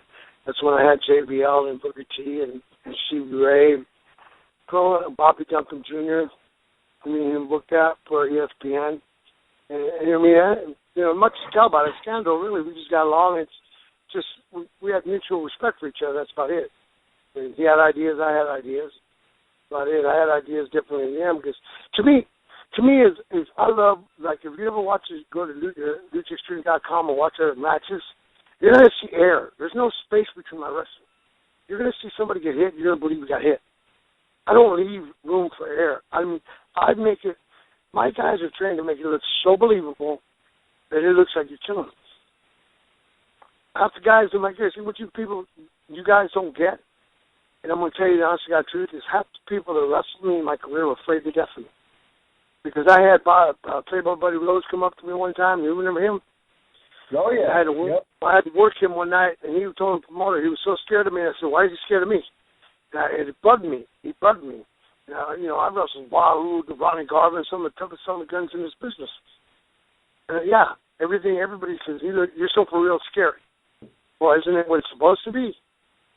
And I finally got upset with it so much, I went to the dressing room went outside, went to the next dressing room, and I asked, what's your problem, dude? It's work. And he said, man, you're so believable, I'm just afraid you kill people. That's pretty sad. But, you've been in the business longer than I have. But, that's, I guess it was just my style. It's just, I always believed it had to be real. It had to be real. So I teach my kids. Let's shoot, gotta work. And my kids, if you watch them wrestle, you can't see through their stuff. It's tight. Yeah. It's believable. That is excellent. Well, if you're listening out there, check out Lucha Extreme. Get online, look it up. Sounds like some really good stuff. Let's talk about another guy, Manny, that you've crossed paths with in your career, Bill Eadie, the mass superstar. Oh, my God, Bill Eadie. Don't even bring that up. That guy's one of the greatest guys in this business. I just, it was so funny. I had some great matches with Bill Eadie, some of the greatest matches with him. But he had forgot. Okay, we did that first WrestleCon, and stupid George Halpert with Jimmy Valiant, and tag against him and Bill Eadie. So I basically did all work. Jimmy wasn't going to do nothing. Jimmy, number one, I love Jimmy Valiant to death, but I couldn't stand wrestling. I didn't want to play any other stupid Tennessee games, raise the leg up and pee on me, poke me. But, see, that's not my style of wrestling. I will not play your game. And I told him that. when they turned me on him. I said, you will not do this to me or this to me. I don't play that. He'll come back. Come on, easy money, baby. Come on, Bully Woody, baby. I said, no, dude. No, dude. You don't play with me. I don't play that. If you want to do that, you do the guys that can do that. I don't play that. Either you wrestle me or I'm just going to shoot on you. Period. That's all it's going to be. That's not my style of wrestling. I don't believe in that Tennessee high spot crap. That's not me. I will not humiliate myself in the ring. Period. I don't care what people think about that, but I will not. So, Bill Eadie, when I tagged with him in the first WrestleCade. So I did all the work, blah, blah, blah, and I'm doing everything, moved out to work and come back, and match over, we beat Georgie. Bill Eadie walks up to me and goes, God dang it, Manny, I can't believe such a good baby face you are. You're a great baby face. And I looked at him like, Bill, for real? Don't you remember back in 1979 when you came as my superstar and wrestled the Florida Heavyweight Champion? So that was me, Bill. He goes, you were the kid with the big afro? I said, that was me. He had forgotten all about it. Because I had this huge afro when I was in Florida in 1979 when I started, and because my hair was so curly, I made it the afro. And he came in and wrestled me for that Florida Heavyweight title, and he was awesome. We had a match. Oh, man, what a match. I guess he forgot because he's so used to seeing me heel all the time now. You know, it's the first time he's seen me babyface probably since 1979. And then when I had matches against him, and when we were doing an independent circuit deal for IWA, me and Bill, and he was just wrestling with Bill Eadie, I was the heel and he was the babyface. So he was used to me wrestling with the heel, him be babyface. So this is the first time he'd done it since 79, so it barely surprised him. But no, Bill Eadie is one great human being. Another one of those tough individuals you don't want to mess with. Oh, absolutely. Tough as nails, but certainly a good man, Bill Eadie. Anyway, moving on, we got one more group of guys for you, Manny, then we're going to let you go. Give us your take on the Four Horsemen, Ric Flair, Tully Blanchard, Ole, and Arn Anderson. Okay. You want me to talk about four guys that like to knows everything they do in life? One's a coward. Ric Flair's a coward. Okay? I'm not going to be straight up. You don't know the truth about me? I'm a straight up person. Nothing but a coward. His kid, I feel for his kid that passed away, OD'd. Here's the kind of person I am, okay? His son OD'd. I feel for the man. He should have been around to help him, okay? But if you're going to take your own life that way, I can't feel. Honestly, I can only say I have no feeling for that, okay? I watched 19, 20-year-old guys get blown in half. So you can't ask me to feel anything worse than that. These guys put their life on the line for the country. So that affects my feelings differently. For somebody to take their own life by their own means, from whatever they got to be doing, I have no feelings towards that. Not that I don't feel, I just don't have feelings towards that. Because I remember when I came back, in Vietnam, 57,000 people died. A lot of those guys were teenage kids. They never got to have children or go to college or end up going back to college to play football like I did to have that opportunity. So that's the way I look at that point. To me, like I said, Ric Flair to me is a coward. Arn Anderson, I don't know what he's got problems with me. When he first came to Mid-Atlantic, everybody says they one for me, and making him the first time he showed up, we had great matches. We had great matches. Everything, I don't know why, he is what he is, but that's what he is. I mean, Ole Anderson's I don't know what you call Ole Anderson. To me, Ole Anderson's garbage. Here's what he did to people. Yeah, he's another coward, really, garbage coward. You take him, and, there's people, when I started this business, that wanted to become pro wrestlers in Florida, and everybody knew my background. So they'd show up to the training center there in Florida, and Eddie Graham would call me up, and early in the morning, I'd been out drinking all night, 4 or 5 in the morning. They'd call me about 9 o'clock in the morning, come to the TV taping building where the ring was. And I come up there, and of course, first thing I knew, there's some guy that wants to become a pro wrestler or call pro wrestling fake, and he thinks he can wrestle somebody. So I get up there hungover, and some guy says, well, I want to be a pro wrestler. I think it's fake. And I get in there, shoot on him, I break his arm, whatever, okay? But I take the guy one-on-one, straight out. I go to, when I came to North Carolina, Mid-Atlantic, I didn't realize that they were doing this. Ole Anderson and a couple of the other guys, Gene, and I respect Gene a lot, but I disrespect this. They were charging people to become pro wrestlers. They had certain days that they would show up, like a Saturday, show up at Independence Coliseum, and they'd have a group of 4 or 5 guys that showed up to try out for pro wrestling. Then leave some money, $500 for a tryout, whatever there was to be charged. So I went to one of these tryouts one time, right? And they had these guys running up and down the bleachers, doing all these exercises, hack squats, drill squats, and running some more, and you're grinding. They were grinding. But these guys are so blow up. Ole Anderson get in the ring and tell the guy, okay, let's go. Hello there, dude. You got a big advantage, don't you think? The guy's all blowed up and everything, and you're going to get a hold of him and like that. Then you abuse him. Of course, the guy don't want to be a wrestler. You just ate him up. And one guy that was, and what Ole Anderson hates till this day, there was one guy that outsmarted all of them when I was there. And he saw what they were doing to the first 2 guys. He said, forget this, and left. Nobody even knows. And I called them out. I said, why don't you do it the way I do it, you bunch of cowards? Just take the guy as soon as he walks in the door. What, are you afraid? You have to blow him up and then touch him? That's pretty chicken to me. That's a coward to me. That you do that to a kid and then know that you can hurt him after you got him all blowed up.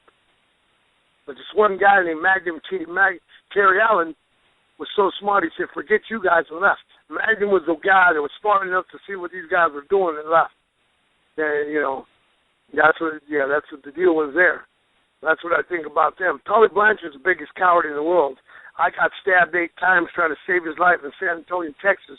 I don't know why I didn't die. I got stabbed 8 times through the arm, through the stomach, almost missed my liver, not by far. And I don't know why I could stand in there and fight, and I kept fighting, bleeding. I almost bled to death. They said I almost bled to death because I refused to go down. I kept fighting. But, that's why he ended up getting his at the Crotch Cup. And I had all this thing built out for years, this cowardice, and every time I see him, I saw him at the WrestleCade the other day. He's in the corner, and I keep seeing that fake preacher man with a little plate. And sometimes I just want to go over there and rip his throat out. Every time I see that man, and the older I get and the harder it gets to control my PTSD and the more medicine they give me, if I don't keep it, he's lucky that I take it. Because if I didn't take it, and the feeling I got when I saw him at the WrestleCade last time when he came around that corner, I just want to attack and rip his throat out, to tell you the truth. But I don't think much, I don't care where they put him. Hall of Fame, Hall of Shame, whatever. To me, they're all cowards. Every single one of them. You have to beat down a guy to take him on. To me, that's a coward. You got to be man enough to take a man on one-on-one. I fought off 4 guys with 8 holes in me. That's sure. That's how I judge men. That's how a man should be judged. So absolutely. You don't take a 19, 20-year-old kid that has aspirations. That's the sad thing, guys. This bugs the heck out of me. You got all these 19, 20-year-old kids. You see wrestling today, inspired to be a pro wrestler, and that's what they want to be. And you take them and you rip them off, don't teach them nothing about anything. And they don't know how to protect themselves. They really don't know nothing about except just jumping off the rope. And when somebody gets in there that knows how to wrestle, takes them to the ground, three-quarter chicken wing, cross face, power half them, they're lost. They don't know how to protect themselves. It's a shame. But that's what happens in the business today. People just in it for a quick buck. Because they see there's a lot of kids out there inspired to become pro wrestlers. They want to hit the big time. And they don't realize that it's like anything else. It's like the NFL, dude. It's not, no, I shouldn't even compare wrestling to the NFL. Sorry, I've been there. But I'm just saying, there's a lot of people that aspire to be NFL players, but only so that few make it. And the same thing in pro wrestling now, because the only thing going on is WWE. That's the only thing really going on because TNA is gone. TNA has been gone before it got started. When you got to have the company, the guys are paying for their own expenses, the guys have to rent themselves out to others to make money on the side. But TNA is non-existent. It's not even single. It's like having a division. You got Major League Baseball, and AAA. TNA is single A. Not even double A wrestling, That bad. And the same is, they have talent, but they just don't have an idea. They have no idea. Sure. Sure. I think a lot of people agree with that. Manny, I wanted to ask one thing real quick. I certainly wasn't aware of any of the incidents you spoke of with Tully Blanchard. You brought something up a couple times, if you don't mind explaining on it. What exactly happened that you were speaking of at the Crockett Cup with Tully Blanchard? Oh, it's been building up for years because, when I got stabbed, he took off running like a coward. I mean, he went running down the road like yelling, "He's got a knife! He's got a knife!" Like, who's going to hear you, stupid? Why don't you just do something, It's like I said, you never leave a brother behind. That was drilled into me in training. In Bud's training, that's drilled into you, okay? That's drilled, it becomes your life, especially when you're there. When you're in a country with one another and there's only 7 of you, you got to do what you got to do. You believe in each other, and you don't let a brother down. That's how we all survive and come back. That's what was drilled in my head. That's what's taught to me when we got there. That's what we told one another. We don't leave each other behind. We all come back together, period. So that's what pro wrestling was built to me when Dickie Murdoch and Terry Funk back, when they started doing that, I started feeling like it was part of the same ingredient it was that when I was on the teams. It was the same principle. We're all together, and we all stick together, and we all get out of it together. That's what it was with Dickie and him. And, like when this incident happened, it wasn't me that started the incident, it was him. It was him, and it was me that came to his rescue. It was me that ended up taking the stabbing, and him taking off like a coward. So it just built up inside of me for a long time. And I got sick and tired of watching him and his little horseman always kissing up Jim Crockett. Oh, and another guy that used to get sick of that was Wahoo McDaniel. Wahoo used to get so sick of that, too. He'd always say something, too, but it was me being more forthright, more with more animosity than anything else. But it just happened that one day. I just, I don't know what happened. He came by. We were all there early, and him and Lex Luger showed up like they were teams. They walked into our dressing room. And normally, me and Rude used to like to dress with the underneath guys, the Danny Browns, all the Thunderfoots and all them guys. We just sat away from Dusty, put it that way. Everybody else had to sit by Dusty. We sat away from Dusty. And they made a mistake of turning into our dressing room, and I said, "Hey, this is not your dressing room. Ass kisses on top." Well, he responded back with the wrong word. And once that word came out of his mouth, I just snapped. And the only thing that saved his life, because when Lex Luger tried to come back in, Rick Rude got up and said, "Where do you think you're going?" And Lex Luger took off running. That's how much of a coward he was. Because let me tell you something, Rick Rude was one tough individual. He whipped his butt so fast. Lex Luger wasn't a part of that. But the only thing that saved Tully that day was Barbarian. If it wasn't for the Barbarian pulling me off the top of Tully, I'd just never stopped beating him. I already broke his glass in his eye. I probably would have killed him. If it wasn't for Barbarian. I was unaware. I had never heard that before. So I just when you'd brought up the Crockett Cup a few times. So I just thought. No, I can never tell you the truth. Barbarian. That's one. You ever see with a Barbarian? You ever get him on the radio? That's one of his favorite stories to tell. Brother almost killed Tully. Brother almost killed Tully. Here's what Barbarian, because I got mad at Barbarian, because me and him were very close friends. I met him when he was starving in Kansas City territory for Harley, and I would take him on the road trips with me, so we didn't have to pay trans or nothing, I'd take him up and down the road with me, so we didn't have to pay him. And he never forgot about that. And, we've been close ever since, and I remember as he pulled me off like nothing. He's so powerful. Those Samoan people are so strong and powerful, they don't realize their own strength. And when he jerked me up off of Tully, he jerked me up. He had both my arms wrapped up. And Tully jumped up real fast and hit me as hard as he could in the face, and I laughed.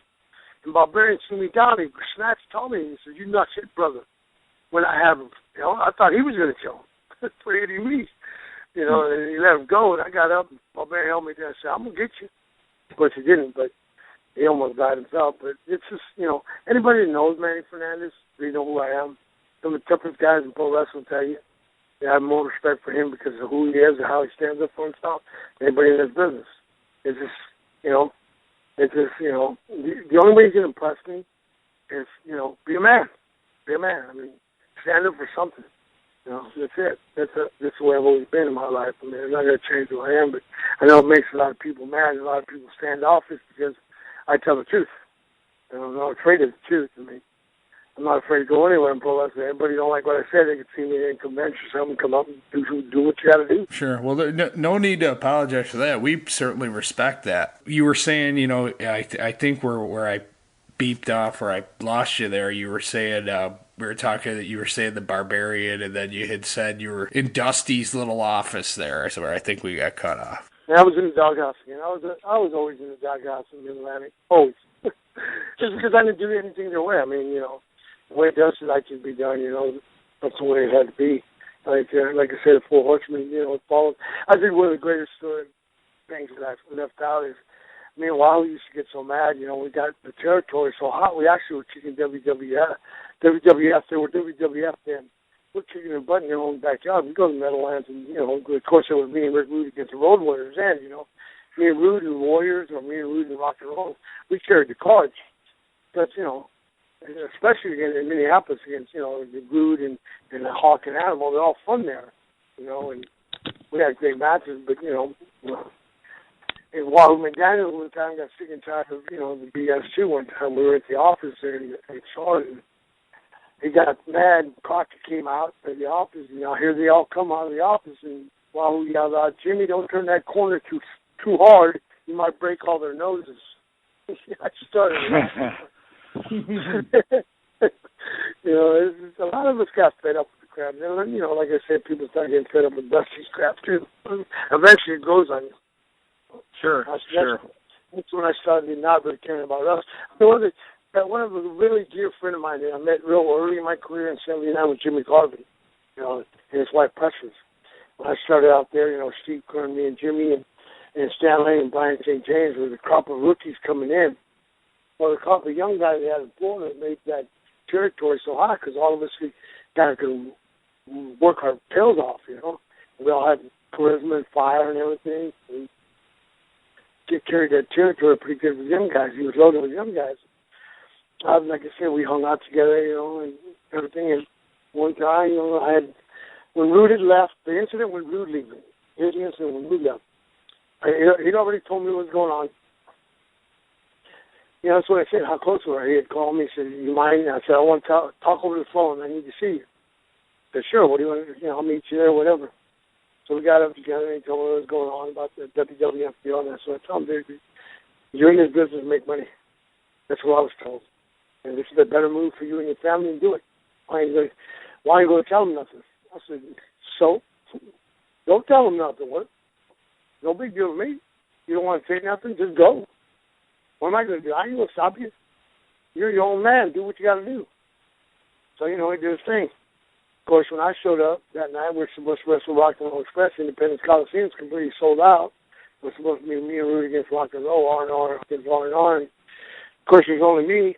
Rude said to me, I said, "So what are we going to do with the belts?" And he said, "Well, I'm taking mine." I said, "Well, sounds good to me." So I left mine at home. We showed up. I showed up, and they come in there, and I'm there by myself, and pretty soon they'll see old Rick Rude, and about that time the show match is going on, and they're wondering where's Rude, and they come over and start asking Jimmy, and Dusty walk over from the other dressing room, and they come over and ask me, and where's Rick at tonight? And I said, "I don't know." And she says, "Well, he's your partner?" I said, "Yeah, he's my partner, but I ain't his babysitter, and he's a grown man. He's got his own thing. I don't babysit a grown man." So, that went on, and Dusty got kind of upset at me, went back, and Crockett came back by himself and said it again. I said, "Dude, I just told you, I don't babysit Rick Rude. I'm not a babysitter, okay? I don't know where he's at." And then I got up, and when I got up, Crockett pissed me off, and I stood up I was sitting down, and he pissed me off, because when I told him that, I got up to look at him and say it again, and Rick Rude, and then moved, and I said, Rick Flair moved, and I said, "Dude, you move one more step, I swear to God, I'll break every fucking bone in your body. So you sit your ass down, you understand me?" And about that time, that's when everybody knows something was going on, because I was that, standoffish, and was going to cover for my partner no matter what. And they said, they came back and they said, "Well, where's your belt?" I said, "Oh man, I forgot. I left it in my other car." And my wife picked the other car, and I ended up putting in her car. So, one thing led to another. They kept discussing what they're going to do. Main event, I'm by myself, blah, blah, blah. There's no belts. Well, and Crockett finally come over and started like, what are we going to do?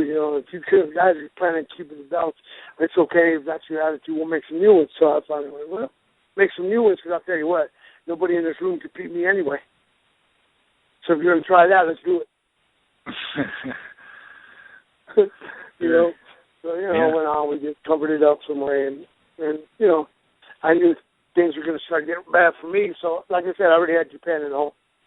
So, things slowly were putting me in, singles, lousy matches with nobody and stuff like that. So I was getting kind of bored with myself, and I already had my papers to go to Japan. I knew when I was leaving, signed a contract and everything. So, poor Jimmy Garvin, we're in Greensboro, North Carolina, and shows were down. I was enjoying it because I was leaving. I was going to Japan, and shows were, the Coliseum were half empty and stuff. And Jim Crockett was getting pretty, worried about, I think he was dropping off in Mid-Atlantic. One time he come out to the curtain. That was the day I had to wrestle Jimmy Garvin in the second match in Greensboro. And come out, and Jimmy Crockett's looking at the curtain, and I come next to him. I looked out the curtain. I go, damn, a lot of people showed up dressed as empty chairs tonight, didn't they? He didn't take it as a joke. To me, it was kind of a joke, empty chairs out there. But sure. Tommy Young comes over and tells me, Dusty wants you to go 20 minutes with Jimmy. I said, 20 minutes with Jimmy? You want to go probably? Oh, okay, whatever. I told him, go tell Dusty, whatever. Like I said, I was leaving anyway. But I left a couple of weeks earlier. Who gives a care? Not like it meant something to me, So I went out there, and what I always will feel bad about, I've always apologized to him for it, is that it had to happen to Jimmy Garvin. But I went out there, started tying up with Jimmy. I said, Jimmy, I'm sorry, but I got to do this. And I hated being used. Shot him in, I knocked him out, threw him on top of me, 1, 2, 3, and I left. Huh. Wow, that's a great story. Well, you were on the way. Again, if anything else that we've learned in speaking with you here further is, definitely not someone who would stand for, someone doing you wrong. And again, there's a lot to be said, and there's a lot to respect in that. And we definitely appreciate you coming here and spending this time with us tonight, Manny. WGD Weekly with Steve and the Scum.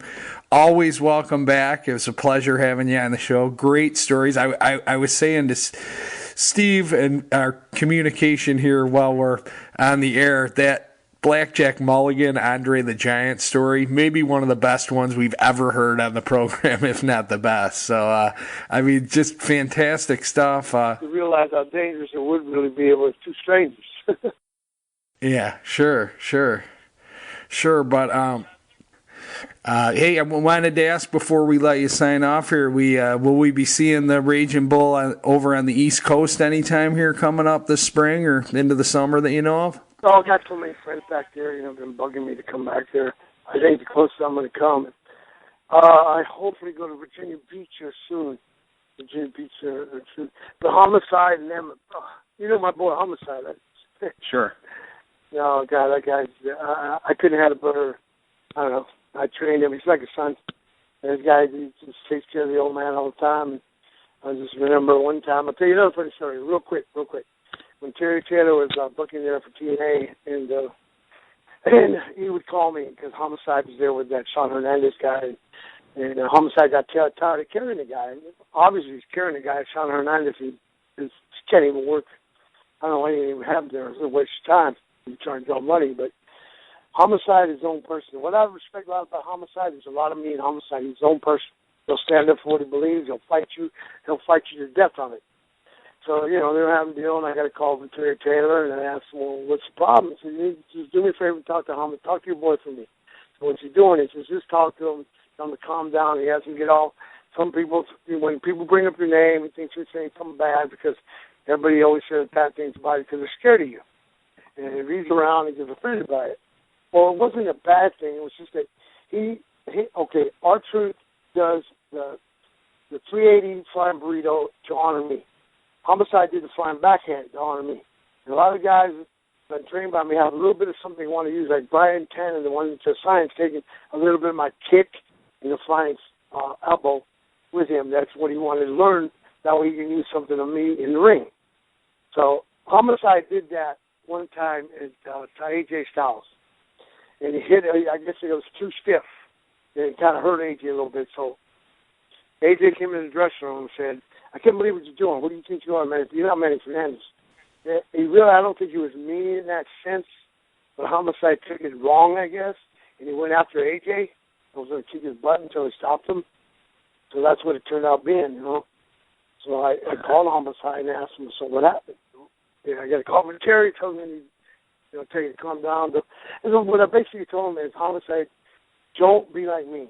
I got blackballed because people were afraid of me. Don't be like me. Don't let the system beat you. You beat the system.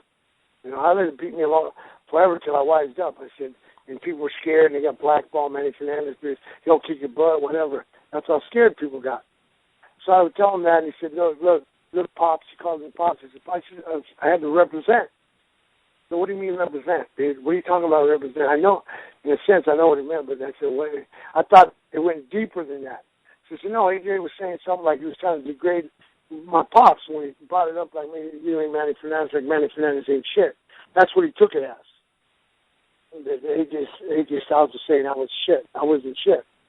So that's what it said. So I basically told him, I said, hey, if that's what it felt, represent. You kick his ass, you kick his ass. So I just don't care today. All I can do is tell my boy to believe in what he believes in. If he ends up kicking his ass, there's nothing I can do about it. Sure. Well, sounds like, he respects you enough that if someone was, just like you were saying in the stories you were telling earlier, how you were raised through the business, sounds like you did a good job in instilling that in them. So, you can't, again, like I said several times here throughout with the different, analysis and stuff that you had on your take on different things, you can't help but respect that, someone standing up for who and what they believe in and people close to them. Yeah, very well said, Scum. We got the Raging Bull, Manny Fernandez, with us tonight. It was a great interview. Thanks so much, Manny, for stopping by. We hope to see you again real soon. All right, guys. I enjoyed it, man. It's a great time here. I'm just hoping that I had a hard time last night because my medicine reversed themselves and medicate myself. So I might have been a little too aggressive. Maybe the 4 horse thing. Yeah. Well, certainly no apologies needed here. We enjoyed having you on, and welcome to come back. And we'd love to have you back at some point in the future. And like I said, hopefully we'll run into you if you're around. Hopefully we'll run into you again at some of the matches. Oh, great! That'd be great, guys. All right. You have a good night, Manny. You too. Take care. Bye-bye. Hey, this is former WCW, WWE, and TNA announcer Scott Hudson, and you're with Steve and the Scum on WGD Weekly. All right, Scum Nation, we are back. What you think of that interview, man? Fantastic stuff. Unbelievable. Manny Fernandez, pleasure to have on. Great to have him on. Never at a loss for words. Doesn't pull any punches. A real man's man, I guess you would say there, Steve. I mean, unbelievable. I never heard that story with Tully Blanchard. With Manny, I knew there was some type of hostility there, but I had never heard that. Real cool to hear the Brody stuff, and never have heard anyone necessarily refer to some of those gentlemen as cowards. Yeah, I personally enjoyed his stories about Dick Murdoch and how he credited him for getting Manny Fernandez into the business to begin with, and Murdoch being one of our darlings on the show, so to speak. So it's good to hear, those stories and his feelings about Murdoch. Absolutely. Again, the trend continues. Never a bad word to say about Captain Redneck on the show. Pretty much everybody has given that man his props, and it speaks to maybe one of the most underrated and unfortunately forgotten talents in the wrestling business. Dick Murdoch, by all accounts of all these legends that we keep bringing onto the show here at WGD Weekly, just can't say enough about his work in the ring, his personality outside of the ring, what kind of a guy he was. Again, speaks volume. Add Manny Fernandez to the list, maybe at the top of the list at giving accolades to Captain Redneck. Again, Steve, another classic Andre the Giant story, too. Yeah, that was a great Andre story. I can only imagine his head above the windshield level of that car, just drinking a bunch of beers on the way to the event night. But, it's that time of the year, Scum. We're speaking about some really good athletes here with Manny Fernandez, one heck of a college football player along with a great wrestling career. the Winter Olympics are here, and so I figured it would be a fun thing to do on our show this week is to think of all the guys from the glory days from their respective countries and put them on like on their hockey teams. What do you think, man? Oh, I love it. In any event, I love it. You know, who would represent their countries for the Olympics and in the glory, utilizing the glory days of wrestling as our basis for selecting the teams. First off, obviously, with where it's being held, opening ceremonies, I think you would have to kick off with Volkov, right? Oh, without a shadow of a doubt, you got Volkov up there singing the anthem. What better way to start the Olympics from Russia? Sure. And standing right by his side, maybe a little confusing. You got Volkov with the hat off and the Sheik with the Iranian flag and Blassie wearing the headdress and throwing the cane up and telling the crowd to settle down and everything. I think your opening ceremonies would definitely have to focus on them at some point. Being, the lighting of the torch, I think maybe we could use cane. Being that no one would have to, put any effort into actually walking up the steps and leaning over and taking any risk, he could just kind of throw the arms up and down and bang, the torches lit. Nice. Always love Kane. I was actually thinking more along the lines of Jerry the King Lawler or Eddie Gilbert sneaking up there with a fireball. Right. I could see that too, man. Very, very good. Very good. So, we're talking our teams representing at the Olympics. I guess you would have to start with the good old USA. I mean, obvious choice, a very decorated Olympian himself. I guess you'd have to look at Kurt Angle as being a part of the American squad, right? Oh, sure. That Olympic blood's there with Kurt Angle, definitely. But, let's get back to Team USA in a little while. We got so many to choose from. Let's talk about another one that's going to be great. Let's go with Team Canada. Who do you think is going to be on that team? Team Canada, I think you would have to. I think there's an obvious choice with as much as he's been looked at over the years as a hero. I mean, there's no event more than the Olympics where you would talk a national hero. So I think you'd have to maybe as part of that opening ceremony even head back to 1999 and that emotional promo cut in the ring. I think you'd have to have the Hitman leading him through Canada as team captain, right? Well, yeah, man, definitely. Bret Hart deserves to be on a team. Heck, the Calgary Hitmen are named after him. His brother should be on the team, too. There's another guy all the way across the other side of Canada over in French Quebec, Ronnie Garvin. You got to have a guy on your hockey team with hands of stone, right? Sure. There's plenty of them. I could see a lot of quick, fast Gretzky-style Brian Pillman, maybe, moving up and down the rink, hustling on that left wing, get the loose cannon out there. I'm sure, it wouldn't be too long before the gloves got dropped. How about somebody along the lines, I would say on the bench there, you'd almost have to go with Stu, right? Oh, definitely. You got to have Stu at the bench coaching the team. But what about Edge out there playing defense, man? Yeah, I mean, I could see Edge on either spot. Edge, you could have Christian on there as one of those, movers and shakers as well. Butcher Vachon between the pipes. What do you say there, man? All right, Butcher in goal. I could see that possibly. Again, as far as your just absolute enforcer, I think his brother Maurice would be someone that you wouldn't mind dropping the gloves, right? I know that he spent some time there. I'm not sure if he's actually Canadian, but another one that would fit that enforcer role, and this, again, maybe is showing a lack of knowledge on my part, but I know he at least came up through there. What about Bad News? There you go. Bad News Brown out there doesn't even bring a stick out on the ice, just out there giving people the ghetto blaster. Well, how about this, Scum? Let's move on from Team Canada. Let's talk about Team Samoa. Funny you would bring that, because if Bad News or Maurice were dropping the gloves, I think immediately who would come to mind throwing them down and squaring off, reaching for the back of that shirt would be Haku. Good one with Haku. How about Yokozuna playing next? Sure. Yokozuna, yeah, it'd be a tough one. If he could learn to play a stand-up goal and not go down into that butterfly, because I don't know how quick he'd get up. I don't think he needs to. And again, back to that, when the gloves drop, much like that Rumble incident we always talk about, be great to see in the middle of a game Haku hit that pile driver. Without a doubt, man. The Samoans would certainly bring a whole new life to the quick change and the change on the fly, as I'm envisioning like Snuka and some of the long time high flyers where they don't come over the boards, they just leave their feet kind of like a cross body to hit the ring. I'm envisioning Afa and Sika out there manning up on the defensive line wearing nothing but black tights and skates. Yeah, the defensive pairings are obvious there. Afa and Sika, the Samoan SWAT team, Fatu and Samu. The defensive pairings there are, almost tailor-made. But yeah, now I'm wondering with these guys, like you said, you're envisioning them out there, is there a chance that the Samoan team somehow winds up out there barefoot? Oh boy! Now if they don't want to lose their toes, they don't.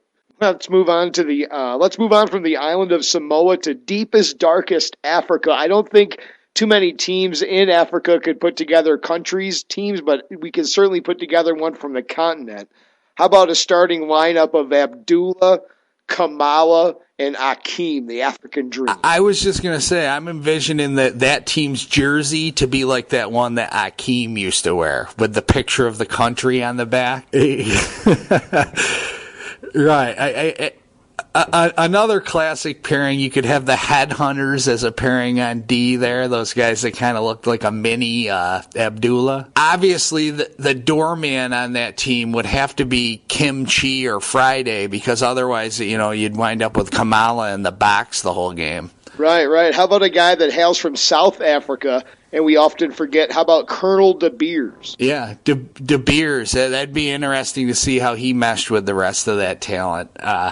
Again, a couple other countries. What about if we had a team from down under? You have the Bushwhackers. You have the Royal Kangaroos. Maybe Outback Jack could stick around longer than one period, like he did after that big build-up in WWF, and then after a huge months of build-up, the big Aussie had one high-profile match and got put on the shelf by Killer Khan, who speaking of which might be a part of a different team as we headed over to the Far East, and I'm sure that he would have a hand in the merchandising, as he's been known to set the fashion trend as far as hat wearing goes. Yeah, but I mean, think about a team from Japan. Oh boy, how about Jushin Thunder Liger as your left wing, flying down the ice? You won't even see him. Ultimo Dragon. Muda. And then you got a guy like Baba and Saruta as your defense. Sure, the game comes to a shootout, and Muda sets the puck instead of on his stick at the blue line and does that triple flip before he hits it and goes in and dekes the goalie. Or if all else fails, he just blows mist in the guy's face and just beats him straight up. Absolutely. Now, do they give you 2 minutes for the mist? Yeah, 2 minutes for misting. Yeah, right. The Japanese team, the possibilities are absolutely endless. I mean, I'm envisioning like the boards over there on their home arena when they're playing, like someone gets checked into them and it like blows up. Yeah. There's a hockey rink and at center ice there's a tank filled with sharks. Right. Yeah, absolutely. Not to mention like midway through the game, like as the team's getting ready to take the ice after the Zamboni resurfaces, in between periods, like a few of the guys like are like off into the crowd chasing the people with swords. Yeah, bleeding profusely for no real reason. Yeah, Masato Tanaka would have to be a part of that team. Yeah, and never forget a man that we spoke of earlier that every now and then would make the WWF appearance. Somewhere on the team you'd have to have good old Tenryu. or Jumbo Tsuruta. That's right. I think you mentioned Inoki. He might be a good guy to have on the bench there, calling the shots. Yeah, well, I think he'd probably be wearing that suit, walking behind the players. It's definitely Inoki as head coach of the Japanese team. But we didn't really get into the U.S. team, Scum. Now that we've been around the world, we talked about Kurt Angle, of course, captaining the team. Who else from the good old USA? Of course, I see the red and gold at center ice. Oh, definitely got to have Hogan. Before we jump on, a thought that just popped into my head that might contend with Inoki for that head coaching job is a man that would, be kind of waddling around on the bench with a cane and wearing a tuxedo in a derby. Mr. Fuji. Right? Like, maybe even that face paint like he used to wear when he managed the Powers of Pain. Well, on to the American team. I would agree with you. You got Kurt Angle, who no doubt with his Olympic past has to be out there. Like you said, the real American Hulkamania running wild all over all the different countries that he dropped the leg on all those years. I think you got to go with the team that a defensive pairing, the first one I would name that was dubbed by some as American Originals, because I don't think you can go wrong with Hawk and Animal. They already got the shoulder pads. Get them on the blue line together. Oh, absolutely. And that's kind of funny. I was thinking the same exact thing. And the backup line of Demolition. Yeah, right. So here's an interesting thought. Who do you put as the brains behind the Team USA? I mean, looking at all the classic managers over the years, I mean, Heenan comes to mind. Cornette, because I'm sure he'll be very vocal as to what he needs done. Cornette's probably a pretty good choice. Just in his demeanor and thinking of the attire that he may wear as he's kind of smoothly making his way from side to side of the bench and, calling the shots. J.J. Dillon comes to mind, maybe. Oh, yeah, he's got that smooth look to him. How about to the extreme other way, and certainly a guy that you'll hear what he has to say because he'll scream it through a megaphone. What about Jimmy Hart running the whole operation? Yeah, I'm sure he would run an energetic ship. With all these things said, and I could be wrong on his original nationality, but I just sprung into my head. I don't know if we mentioned anyone to man the bench for Samoa, but what about King Curtis Iukea on the bench for Samoa? The originator of the word "huss." From all the research I've gathered, he invented the word and utilized it in pro wrestling first, the word "huss." So yes, I'm down with that. Well, I think one last team that we ought to touch on that's an obvious one that would certainly be a colorful team, fast, competitive. If you want to quote an old legendary announcer, quicker than a hiccup, would be when you headed south of the border. Oh, my good Lord. Totally. You got Mil Mascaris at center ice. It's right off the bat. You could, a country of their own, you can make a team of Guerreros. Yeah, that would be whole offense and defensive line of the Guerrero family. Right. Absolutely. If not more. I mean, obviously you have Hoovy and Psychosis, Cyclope. You could have another whole 5 lines of Villanos. Yeah. I mean, La Parca definitely could. La Parca's playing goalie, and he's got the chair on his arm for a blocker. It's a chair. Yeah, and I know if you speak with our team captain from Canada, a guy that he would really think deserves at least a look would be El Dandy. Yes, or Super Colo. Yeah, Colo, definitely. One of the more colorful squads would be that Mexican team. Not to mention you could always get on the bench a man who very influential in a lot of careers, Jose Lothario on the bench for Team Mexico. It certainly would be remiss if you didn't have one of the higher ranking, at least if not a C, definitely an A on his jersey for the favorite son of Tacula, Mexico. Oh, Tito, of course. I actually was just thinking Tito. You know who else I was thinking for Team USA? Just because we were talking about a couple of guys from that era, and he's tougher than a box of bricks, is frickin' Morocco. That's who I would want on my team. Definitely. Sure. Definitely. Morocco, thick. You certainly, all of these teams interesting, a little fun. Not the most serious of conversations here, but hey, it's Olympic time. We can put together our plenty of nationalities that have been represented over the years. So who do we put up in the broadcast booth for NBC Sports? Oh, you got to put Ross and Soley. Ross and Soley and correspondents, because I know you have different games going on in different arenas. Ross and Soley. I mean, you got to think that Monsoon at some point winds up out there, right? Yeah, Monsoon Vince and Jesse and Monsoon, possibly. Absolutely. I would love to hear Jesse the Body with all these different nationalities out there. Oh, my God. He's getting kicked off network television in about 48 seconds. So who do you put down on the ice in between and to get into the locker rooms? Missy Hyatt? Yeah.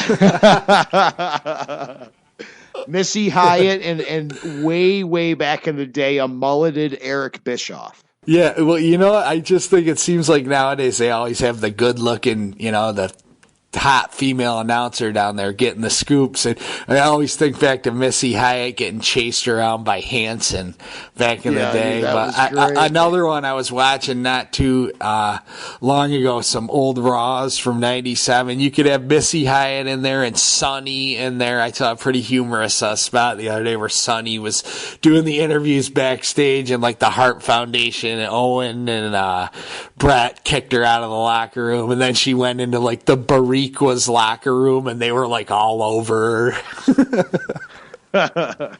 Good stuff. So I think you can use Sonny and Missy Hyatt as the locker room correspondents, so to speak. I don't think you can go wrong there. Yeah, the sideline reporters. You have one for each team, every game. That's great.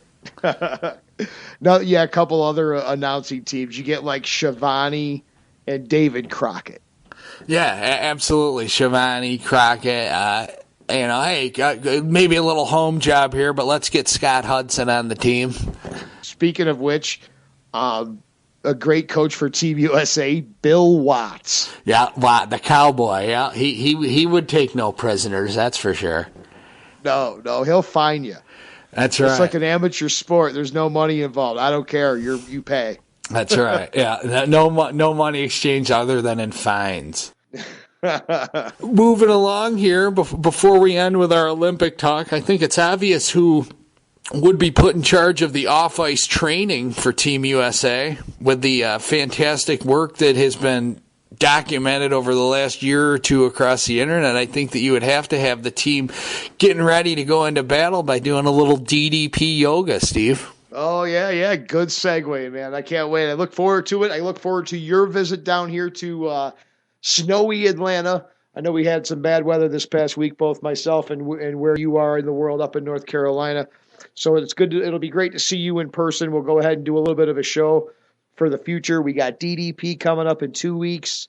Going to have a great time. Absolutely. I can't wait. I mean, bonus, it's always good to get together, and catch up. And obviously, I mean, what a great experience to be able to go and spend some time. I mean, we obviously spend some time with our guests when we do the program, but, to actually off air, not questioning, and just be able to go, we really appreciate the invite from Dallas Page. His daughter, Brittany, actually arranged everything for Steve and for myself to go down there, and we can't thank them enough. We've been looking forward to it, and, hopefully we go down there, and be interesting to actually do the workout, follow along with Dallas and, hang out afterwards and,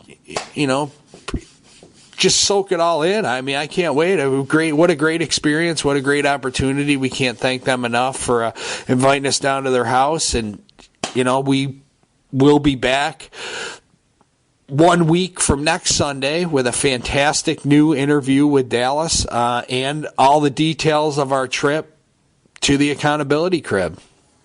Oh, yeah, totally. And I'll tell you guys, if you haven't already, go to our Facebook page, Facebook.com/WGD Weekly. Hit the like button or follow us on Twitter at WGD Weekly. I will try to update on that day. This coming Friday, be February 21st. I will try to send some pictures out, some updates, this and that during the day, a little bit more than we normally do. We don't like to spam the hell out of our followers, so don't expect when you hit the like button or subscribe or follow us on Twitter to get bombarded with retweets and this, that, and the other thing that it just kind of eats up your feed. We're very low maintenance when it comes to that, so give us a follow. We'll only give you good information. You can always find our shows there as well. And Scum, while I have you on the line here, 500 plus subscribers on YouTube. That's pretty big, bro. Yeah, good thing. Seems like the shows are, we appreciate again. Thank you out to all the listeners. Scum Nation, as we like to call them, all the savages, as my partner in crime here likes to refer to you at the beginning of each program. It's great. It's overwhelming. We appreciate you tuning in each week. Like Steve was saying, hop on and, see some of the other stuff that we got going on at Facebook, at WGD Weekly, at WGD Weekly on Twitter as well. We're going to try and get into it, some more stuff, so maybe some interactive stuff. We're always open to. We have some of our guests have given us some cool stuff, some autographed pictures and some different stuff. Maybe if we can get the people involved and interacting with us there, we'd be happy. That's what it's there for, is to give it away. So give us your ideas, give us your feedback, let us know what you think about the show, what you'd like to see more of on the show, or what you'd like to see less of on the show. And, all we can do is thank you for tuning in and for being loyal followers of the program. And we'll do our best to keep bringing you the best names, the biggest names, and the best in wrestling's glory days. Very well said, my man. We'll be back in 2 weeks with new DDP. Looking forward to it. Have a good week, people.